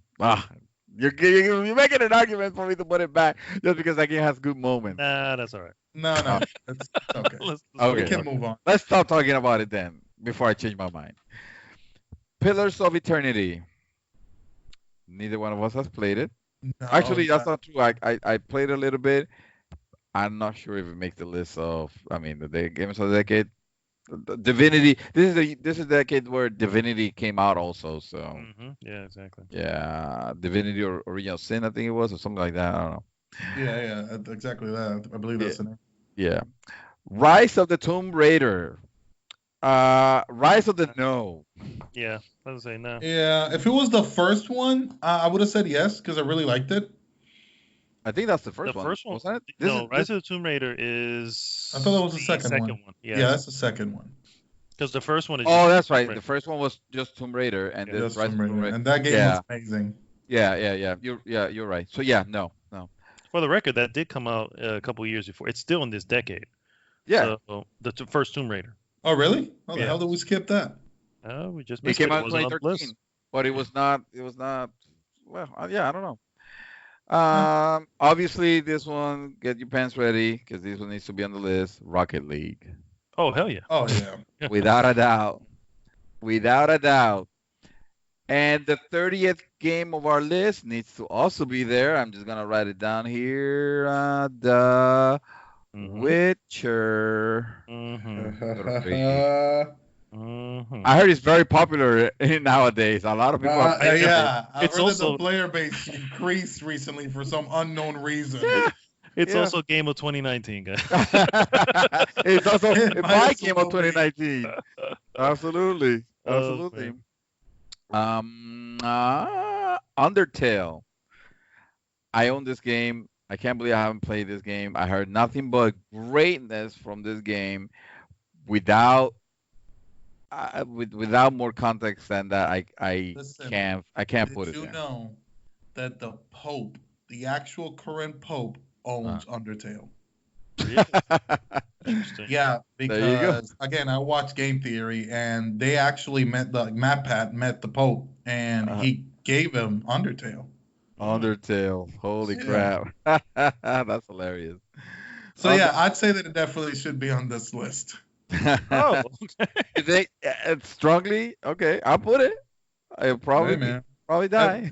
I mean, I haven't played it, but I've seen a lot of videos of it. Me too. I spoil it to death already. I know all the endings. I know everything about this goddamn game. My nephew who he's a little musically inclined. He knows how to play a little bit like either the theme or the battle theme or some music from this game. And I didn't expect him to even know about this game. And yet there it is. There it is. Yeah, and I heard this is one of those games that Mike Dog has no interest on it. But if he was to sit down and play it maybe one time, I think he'll be surprised. Oh, I'm pretty sure that Mad Dog, if Mad Dog started this, he won't get out of it. Yeah, and I can say myself that I'm pretty sure I will enjoy it. I just, for whatever reason, never got around to it. I have not been spoiled on anything, so I would literally be walking to it blind. Yeah, which is fine with me. It's just, again, I've never gotten around to it. So listen, if you ever do, could you stream it? Yeah, that'd be great. Yeah, sure. Because that'd be amazing to see someone walk into Undertale blind. Because I don't know everything about the game, but I know enough that I know how would I play it at this point. Yeah. Okay. Yeah. Okay. Undertale. Okay. So Undertale, saved by Chaos. And the Pope. Yay! And the Pope. Yeah. Go figure that out. All right. Yeah. Two opposites. Yakuza 0. Yakuza 0 is a great Yakuza game, but it's still a Yakuza game. Listen, I was gonna say, you are a resident Yakuza expert here. I would put any of the Yakuza. Yeah, probably game of the 1990s. But pass hard. Any mentions for 2015, guys? Any honorable mentions, you guys might think I of? actually don't have any. Let me look here real quick. Oh, look, Evolve is there. No. The worst game. One of the worst games of the decade. One of the worst games of the decades, hands out. You know how much it takes for me to trade in a video game? I traded that shit in 5 days after I bought it. That's funny. I traded. You haven't beat my record. I traded Black Ops 2 in about 2 hours. What? From owning it, and I posted it. I got my receipt. I lost $25 to that fucking game, and I still have no regrets. Okay, I have a mention here that I feel pretty strong that should be added to this list. All right. It's Mortal Kombat 10. Okay, I'll hear you. I'm waiting to hear you out. So wow. Okay. I don't know. Mortal Kombat 9 was like so much better, and then Mortal Kombat 11 also, even with the quirkiness and some of the dumb things they did with time, was kind of cool. I'm not sure if Mortal Kombat 10 holds it. Okay, this is the thing. You're looking at the story, and that's a problem. All right, the story definitely went off the rails here at some point. It's just absolutely bonkers. Bro, but this is a fighting game, though, and that's not the most important thing, even though I do appreciate a good story. True. The fighting in this game, the mechanics they added, the defensive options you had, it was so good. Yeah. Okay? Yeah. And I can tell you me playing Mortal Kombat 11 as much as I have, I see the cracks in it. And the more I learn, the more obvious they are. And unfortunately, I did not spend as much time on Mortal Kombat 10 as I did 11. Unfortunately, I honestly wish I did. But from what I've read and researched, this is the best Mortal Kombat. Yeah, this is the best Mortal Kombat of this decade because I don't know, I'm not sure when 9 came out, but between 9, 10, and 11, which 9 would came be out early. It was in this decade, but I saw it on the list and I didn't bring it up because. Yeah. So. Yeah, even 9, 10, 11, the best one, at least mechanics wise, is definitely 10. Okay. What it is? All right. It has been mentioned. We are about to enter a very special year in gaming. I will personally consider this particular year one of the best years in gaming this decade. Oh, 2016. And we'll start with Dishonored 2. Love Dishonored 2. I don't think it makes the list ultimately. I don't know if anybody has any disagreements with that, but I love this. Don't get me. I love them. I'm with you. But I'm with you. Yeah. I love the Dishonored games, and even though the second one they did fix a few things, especially with the model characters, they didn't have the giant hands they had in the first one. Yeah, again, as much as I like it, I wouldn't put it as best of the decade. I think other games did what it tried to do better. I mean, I won't be able to name one right now, but the stealth and I don't know. Yeah, it was a very fun game. It was a very fun game. It had probably one of the best levels of any game this decade, and that's I can't remember the house now, but it was like that house that shifted, which was amazing. I love playing that level. It was so awesome. It's in Dishonored 2. But no, yeah. Overall, I think it's a good honorable mention. Yeah, it's a good honorable mention. All right. Well, let's mention another then. How do you guys feel about Doom? Oh, dude, that's one on the list. Doom. Oh, Doom. That is you're talking about like the very first original Doom, right? No, Doom 2016. I know. Doom 2016 is a lock. And you know what? We're gonna call it that. Doom 2016. It's a lock. Definitely. Number 32 on our list, if our lists are synchronized. And yeah, well, that was a quick discussion. Yeah, Doom. Yes. No argument there. Yeah. I mean, do we really have to talk about it? I know. It's like if anybody listening to this doesn't know, go out and buy it and find out on your own. Exactly. Yes, absolutely. Mad Dog, I have a question. Yes, sir. How do you feel about Firewatch? Oh no, that's not on this list. All right. Okay. Well, that's that because I'm not gonna vouch for it, even though I heard good things. But however, I will possibly throw for this one Inside. Ooh, I can get behind Inside. Can you get Inside? I'll do it as well, but I don't know what you guys are talking about. Oh, you need to play Inside. You need to grab, sir. You need to grab. You need to get this game. All right. It is. Get it. Regular price, it doesn't matter. It is an amazing game. It's pretty amazing. It's from the makers of from the guy that did Limbo. The Limbo. Yeah. All right. It's one of those, but man, oh man, yeah. Shit. Yes, Inside needs to be here. Inside. Sorry, Limbo. Yeah. It's like I said, it's just holding the spot, but not for long. Yeah. Hey, Mad Dog. Here we go. I have a question.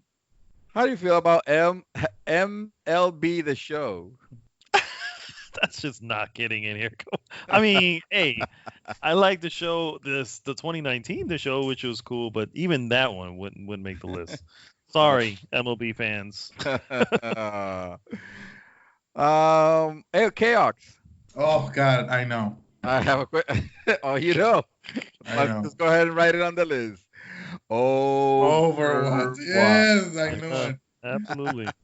It's like he knew his calling. He was waiting for this moment. Yeah. Overwatch needs to be on this list. Hell yeah. There's no argument Harder on that. than yeah. Now, let's not forget that I'm still not currently playing it. No, true. No, that's but fine. you played the shit out of it. Yeah. I already have. I think you might have met your wife on that game. Was it? No. All right. But you know what game does not need to be on this list? Personally, I think Persona 5. Sorry, Persona. You're not in my taste. Sorry. No arguments here. Yeah. I am going to make a case for Stardew Valley, though. Stardew Valley Knock yourself out. Something special. It's something special. It's one of. I actually have the game too, and I've played it, and it's pretty cool. I'm not gonna lie. Yeah.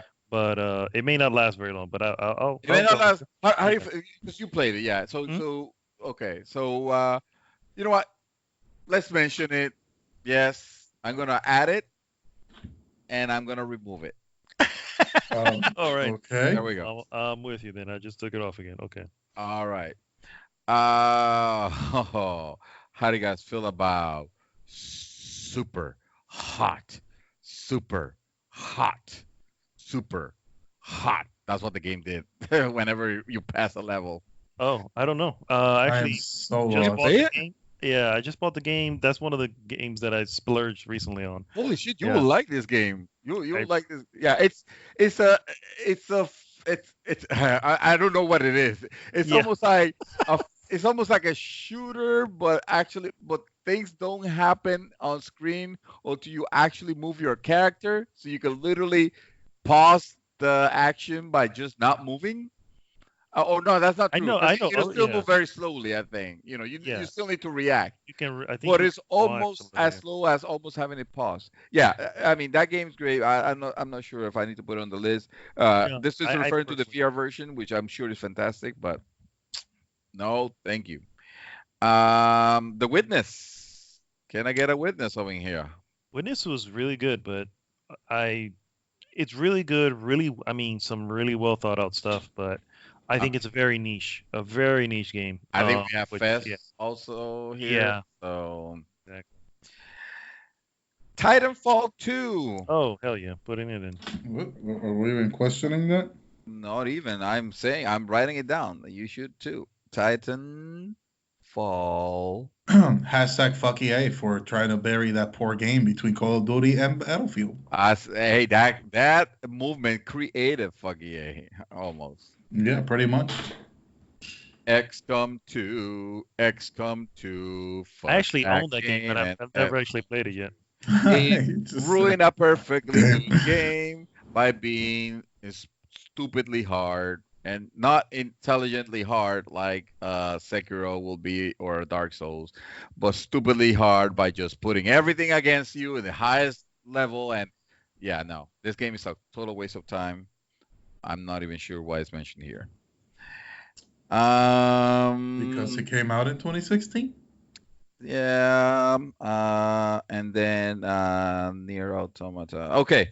So 2017. Wait. So I have an honorable mention here. I think I saw a few here. I don't even know if this is honorable. This may actually go on the list for me. And that would probably be Uncharted 4. Exactly. I was going to mention that one.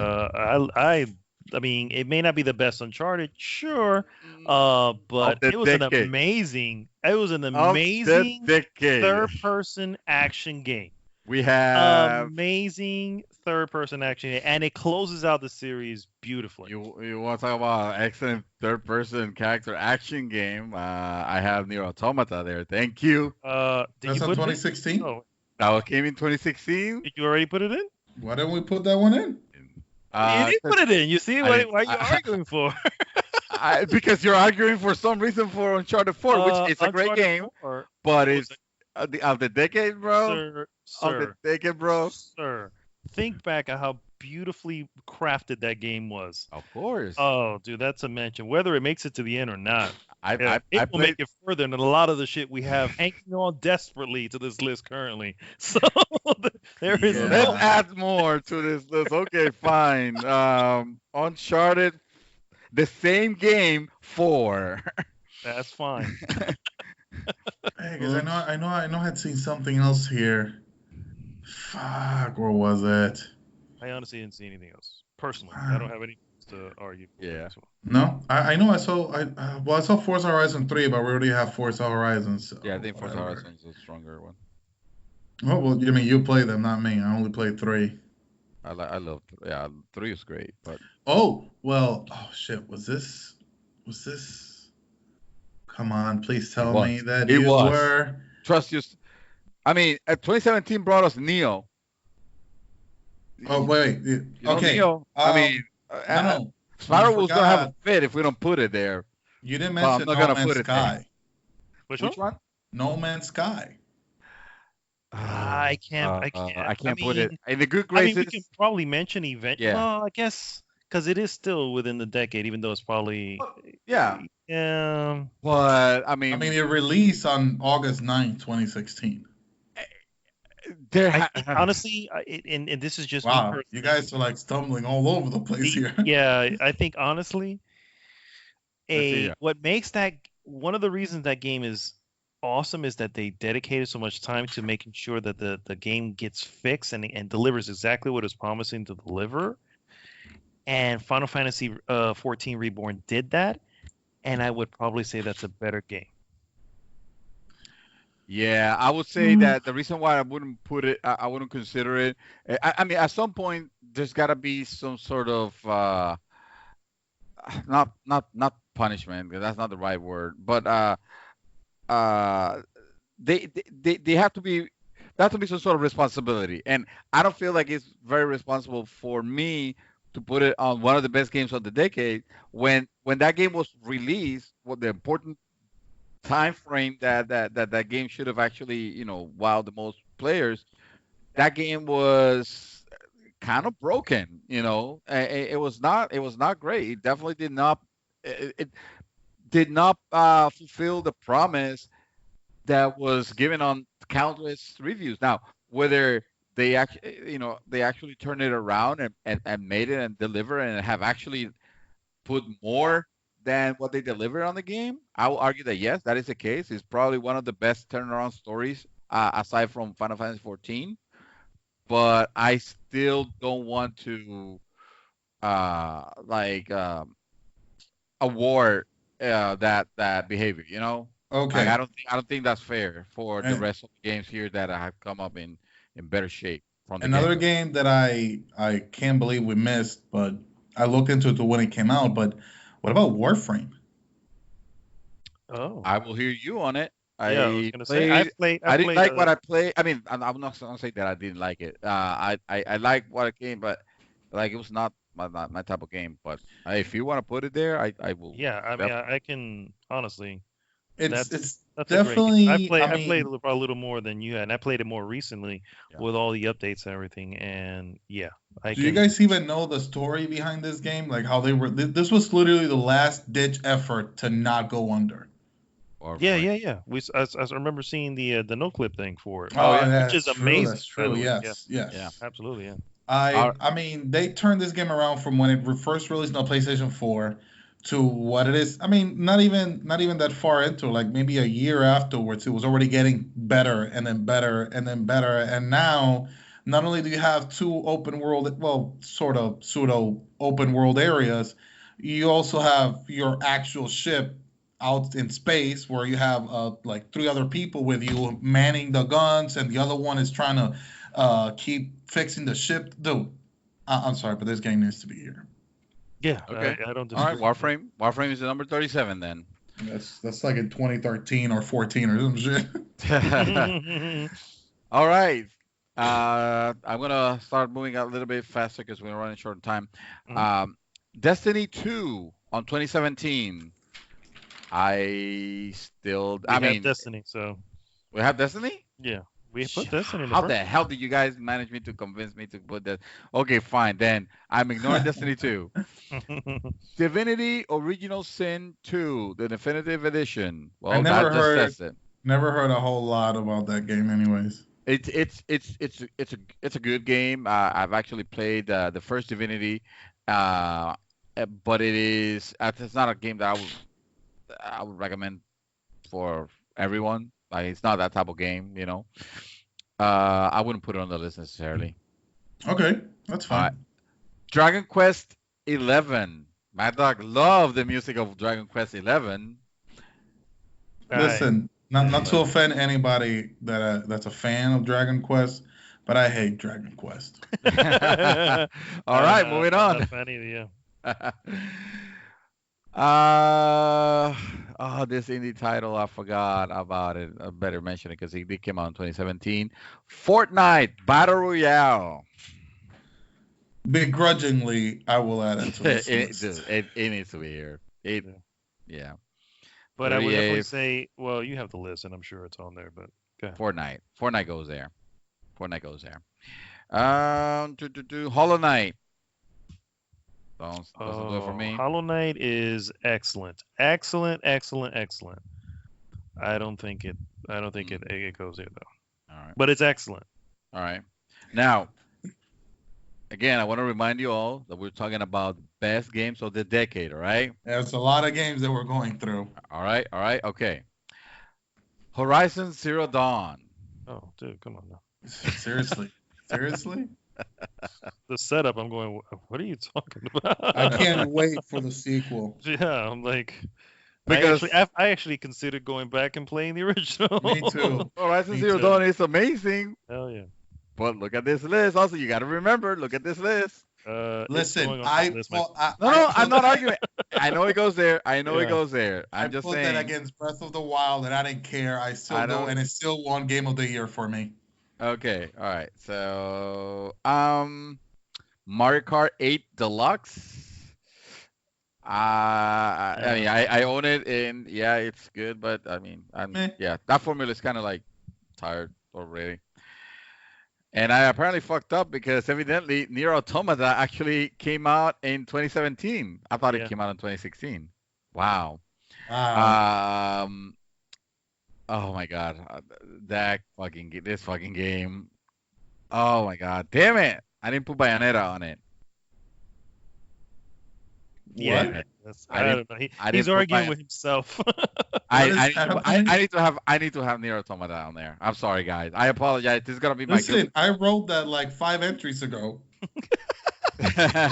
How long is your list? Automata. No. In reality, yes, I get it that it is a one of those character action games, of which we don't have any on this list. So at least if I'm gonna put one, but this game did something special. Even though it might have not been to the liking of some people, I did enjoy it, and also oh my god, that fucking ending, the credit roll on that ending almost made me cry. Almost made me cry of how beautiful it was. So, and that I'm just talking about the credit roll. So, yeah, it needs to be there. What am I talking about? That's a fucking lock. Super Mario Odyssey. Mario Odyssey needs to be on this list, guys. Okay. Yeah, Super Mario Odyssey.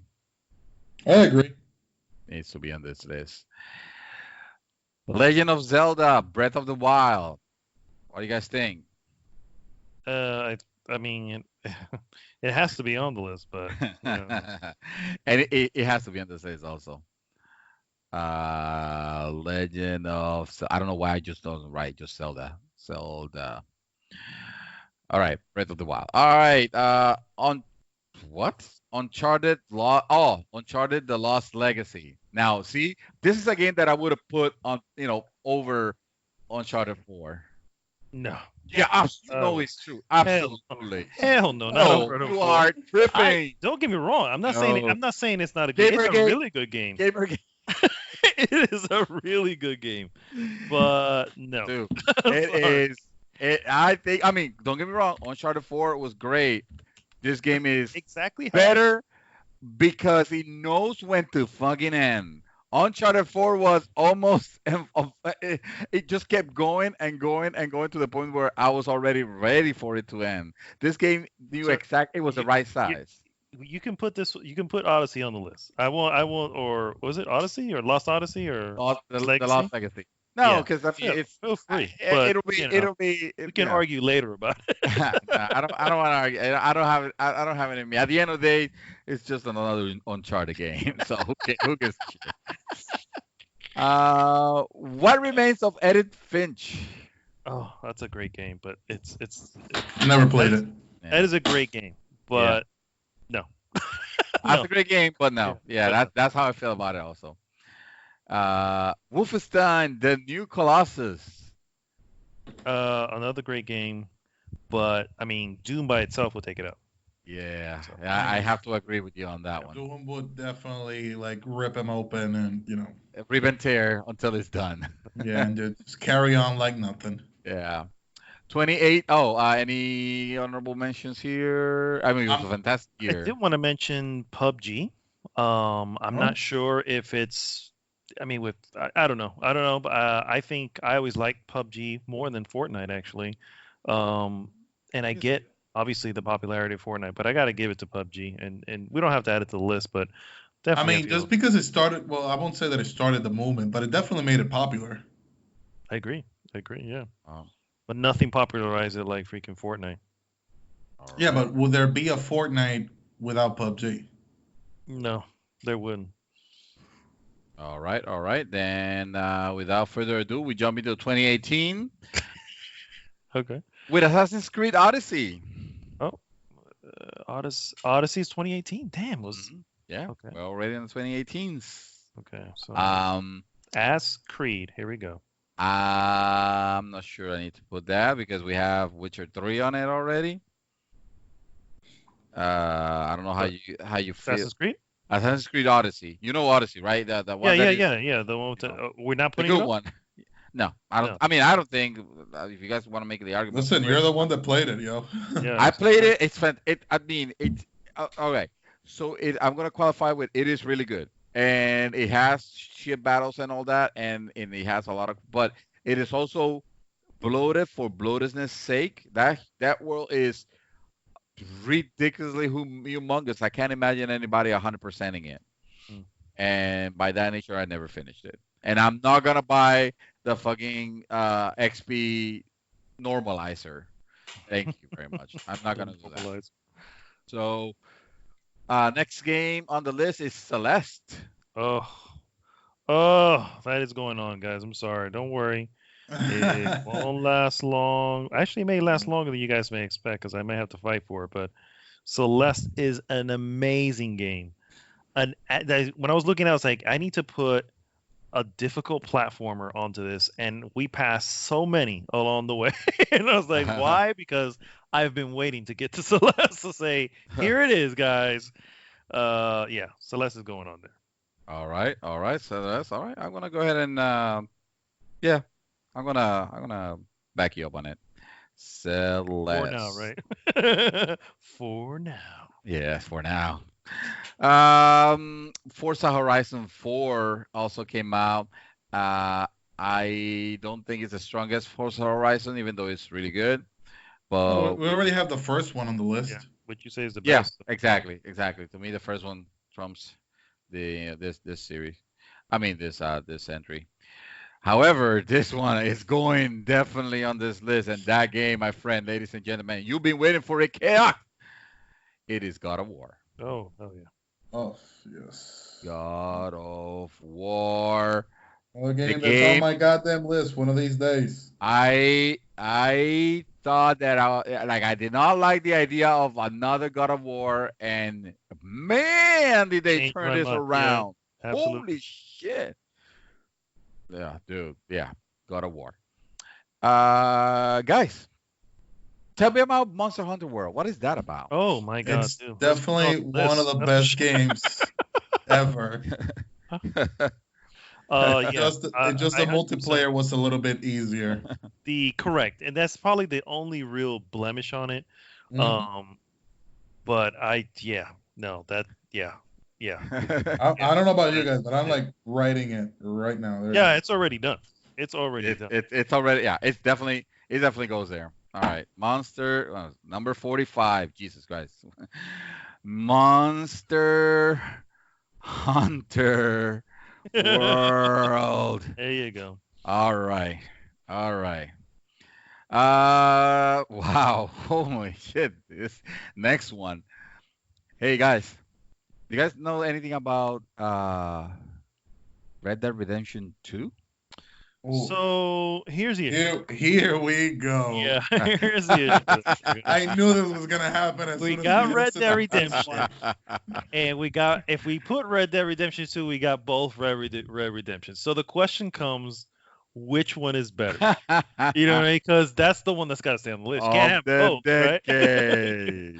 right? Of the decade. I know, and I'm gonna go with my vote, as right. it may have to go up the list and put a 2 on Red Dead Redemption. That's up there. Actually, just saying. I agree. Just because whatever they did on the first one, they literally just built upon that. Yeah. Okay. And all of the details, all of the things you can do, just the hunting and all of these little side quests that you have. Nah, dude, this game definitely. Okay. Yeah. Okay.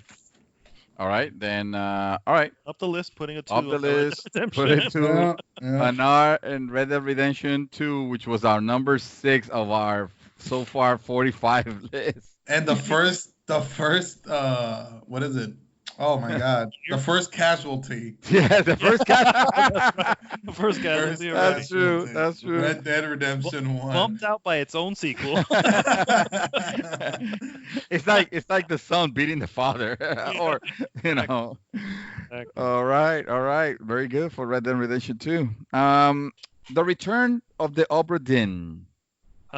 Respect it. Haven't played it though. And I think niche doesn't even cover how that game is. So, but respectful. It's one bit. It definitely looks fantastic. I have to say the same thing. Respect, but I haven't played it. I don't have the context, and I haven't heard that.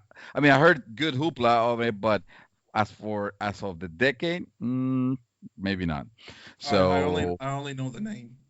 Yeah. There you go. Do you guys know Subnautica? I know the name. In this case, I know the name. All right.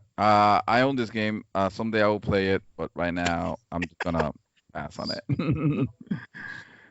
Super Smash Brothers Ultimate. I guess yes. You gotta say yes. Okay. Yes. All right. I own that game. Yeah. Smash Brothers. I think it's Smash Brothers. Yeah. It's a fighting game. I mean, we don't have any fighting games here so far. Combat 10. Combat 10's in there. Wait, when? No, that was an honorable mention. No, that's on the list. No, what number? My list. Yeah, that's on the list. I don't have it numbered, so I don't know. But it's for me. I have it after Undertale. After Undertale, yeah, is where I have Undertale. Shit. Between Undertale and Doom. And Doom? Yeah. You see, that was an honorable mention. Nobody said, okay, shit. What do you mean? I was going for like it's the best Mortal Kombat of the whole decade. And it doesn't say much because it's still Mortal Kombat. Okay, fine. If you feel that strongly, Mortal Kombat. I feel like we had this argument. Mortal Kombat. And I'm pretty sure we skipped another fighting game here. None of the Street Fighter make the cut, so I'm not. Oh God, no! What is wrong with you? 47. Then Jesus. Super Smash Brother. Super Smash. All right. Number 48. All right. I guess in the context of the best game of the decade, because I know there's a lot of good games here, but we need to start whittling down. Otherwise, we're gonna be here forever. Yeah, man. Tetris Effect. Oh no, great, but no.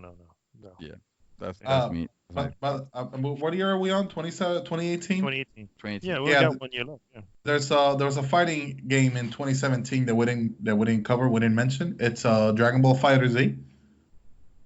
I don't think it makes the list. I don't know about the game.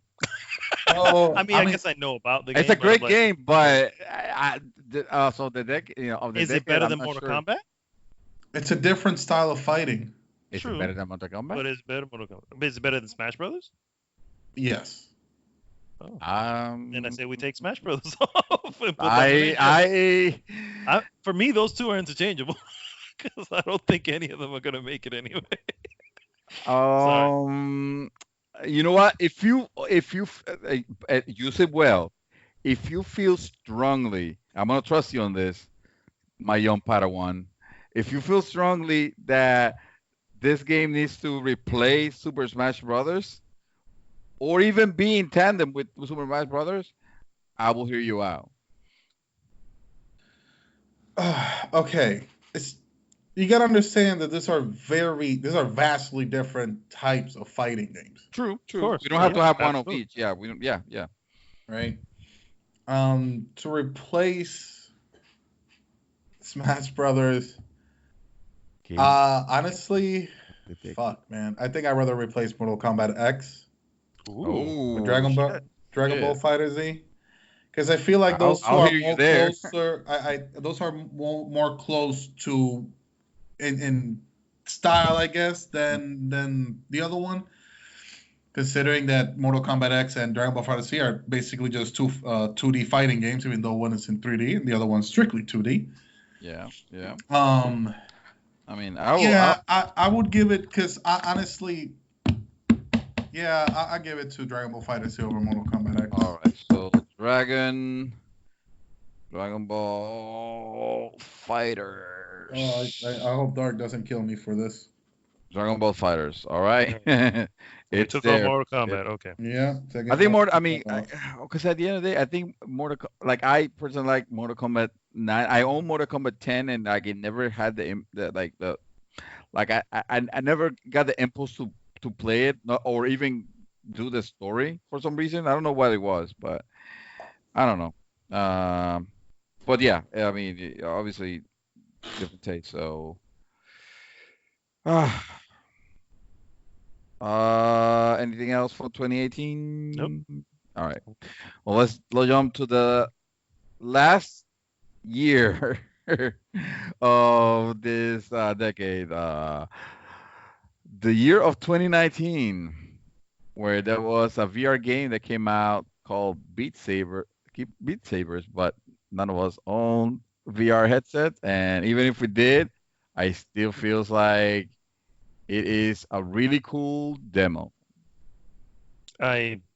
Sure. Yeah. I have nothing to say when it comes to VR. Yeah. I'm not the person to talk to about that. So. All right. How you feel about this one? Control. Oh yes, definitely. Control needs to be on the list of the decade. Yeah. Really? Yeah. Based on what? Yes, I want to know. Okay. Based on maybe it's just me. Maybe I'll look at. But overall, I think this is one for me. And I never played what did they do before that? Alan Wake. Alan Wake. I never played Alan Wake, so I don't have that in its history. But when it comes to it's a third-person action game that includes some of the just absolute out there world building with the story and the and just the level of sci-fi that was brought in this game is, to me, what I want from a video game. It has all the craziness that you would want from a third-person action game.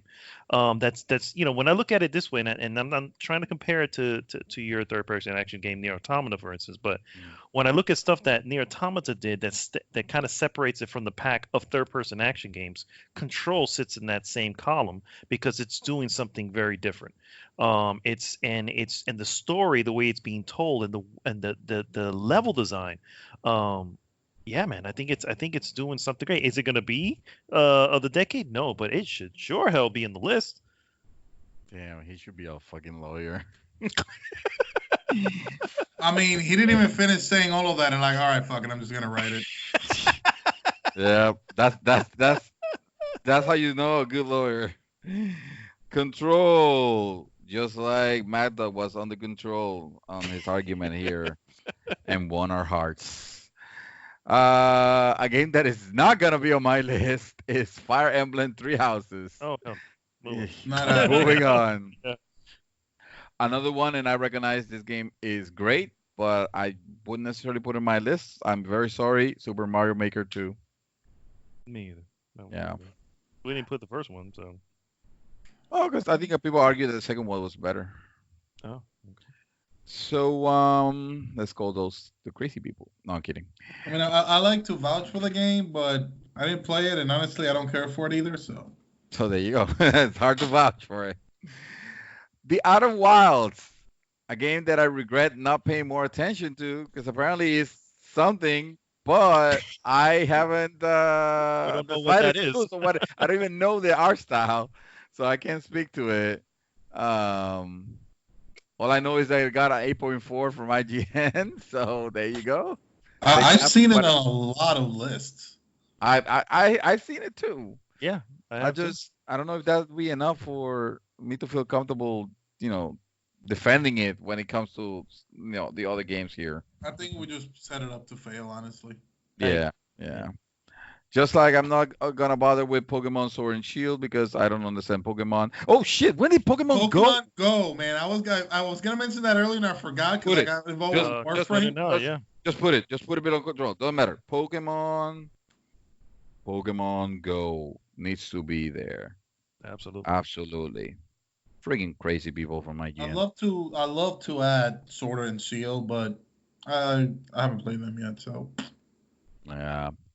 How do you guys feel about Resident Evil 2? I mean, that was my game of the year. So yeah, I have to agree. That game was amazing and all that. I'm not sure if I am okay putting a remake as game of the decade, but I'm willing to hear arguments for it. Could just label it remake of the decade. There you go. Oh yeah, absolutely. Yeah, absolutely. No doubt. Right there, nailed it. Remake of the decade. Congratulations to Resident Evil 2 for being the remake of the decade. Because yes, more than it deserves at least that. Yeah, no, very much so. Even if you compare, that was one of the most anticipated remakes was the Modern Warfare remake. Mm-hmm. Even if you compare it to that, I played that remake and put it even to the same universe. I mean, because it's a remake, Yeah. But what they did to the multiplayer, I hated it. I absolutely hated it. So no, it wouldn't even come close to what Capcom did with Resident Evil 2. I'm gonna ask Magdo. Magdo, how do you feel? Should I put this Resident Evil 2? I feel like you could tip the scale, but it's up to you. I mean, honestly, I think if we were going to put in a Resident Evil, I would probably want to put in 7 because it was, but I still don't think it makes the list anyway. You know what I'm saying? Like I think 7 will probably. I love 2, and it's it's all, but I think 7 actually kind of broke the mold a little bit when it came to Resident Evil 7. So I could see an argument for that one, even though even that one I don't think makes the final cut anyway. That says it all. All right. So we're not adding this. And how do you guys feel about Slay the Spire? I heard nothing but great things on it, but not enough input to make a convincing argument on it. Never heard it. Me either. Yeah, it's like a card game or some sort, whatever. All right, so it doesn't go. Where did Gwent went? Where did it's not on the list, bro. It's not on the list. All right. It's not on the top 10s of any of the decades. So however, and somehow Hearthstone is. What kind of universe do we live in? I don't know. All right, guys. Well, that's it.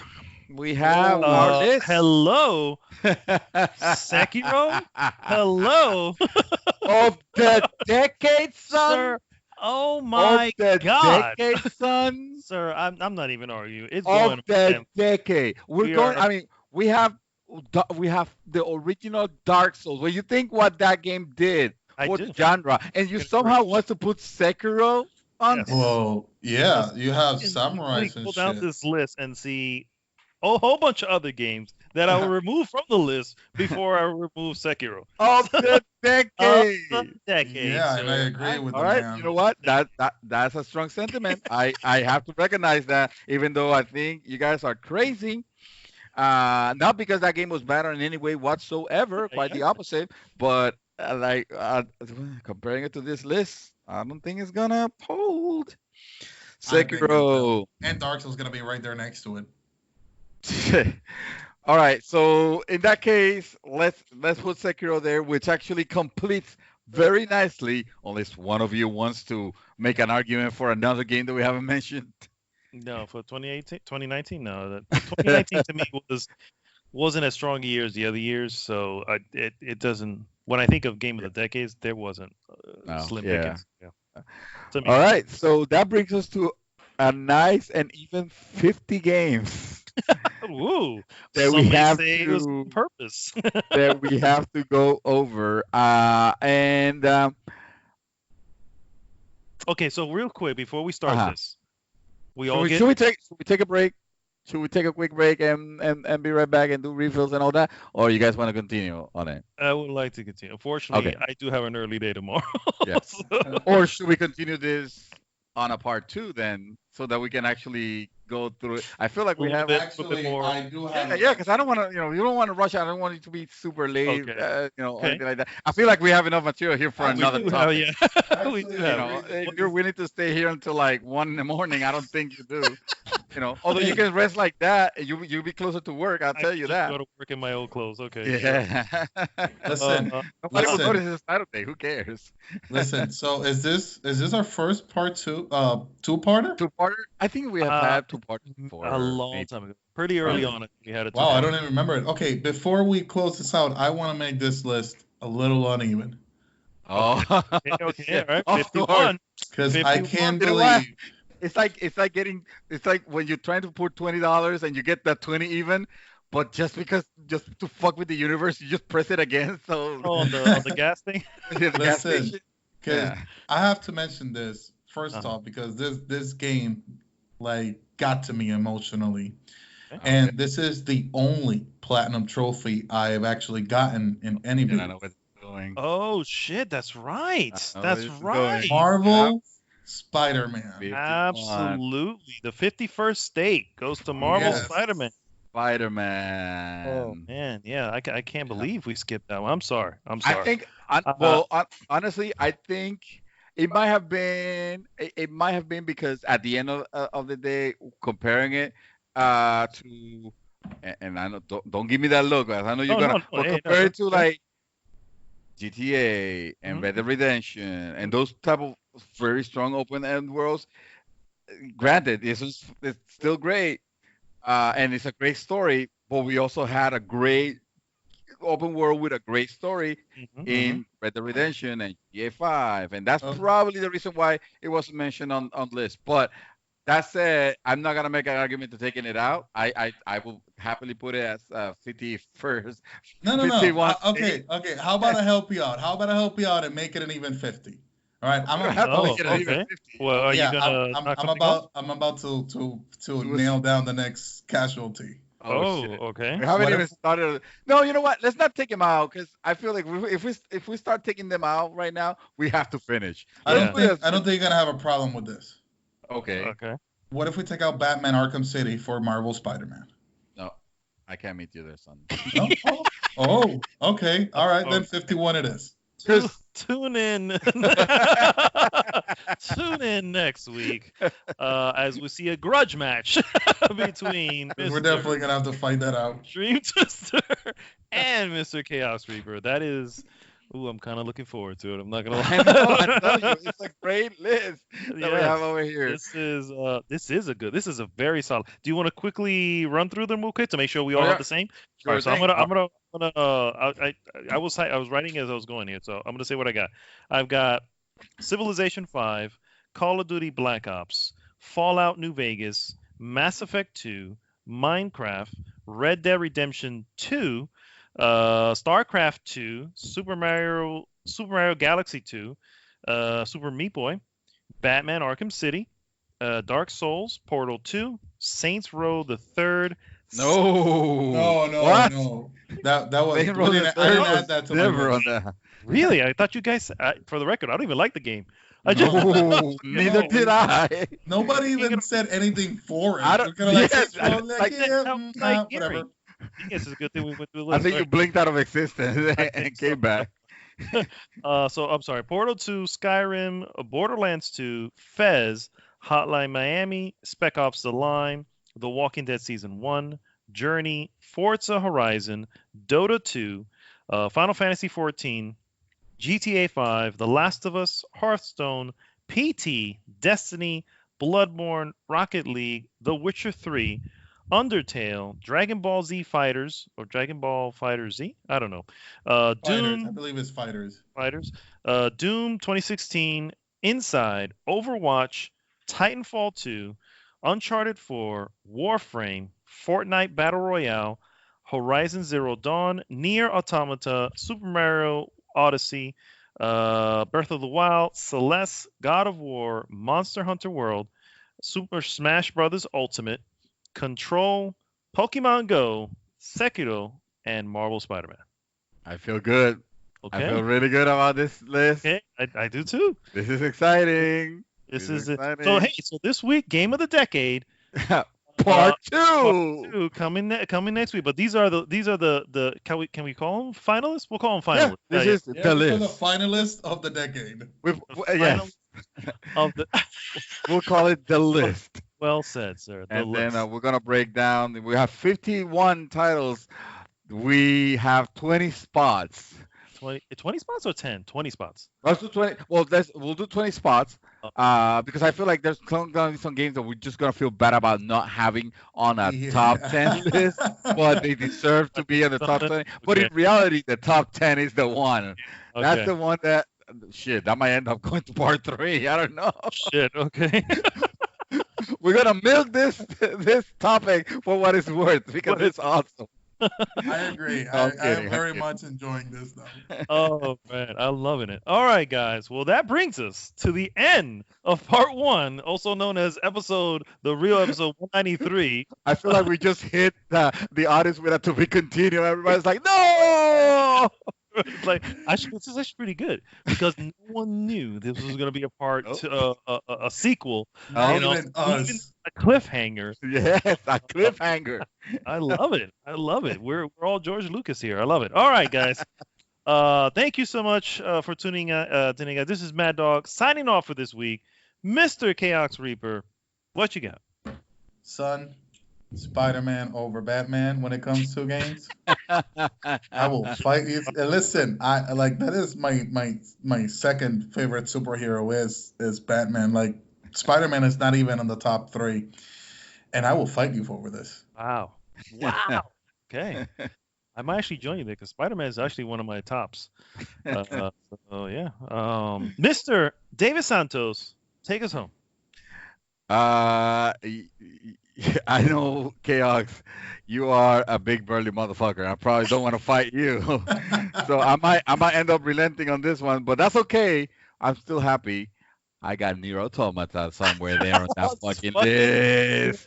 There's Nier Automata is on that list. Oh my God, he's arguing about Uncharted 4. He's arguing about Sekiro, but no, somewhere on this list, Nier Automata needs to be there. It is. That is my first veto. Calling it now.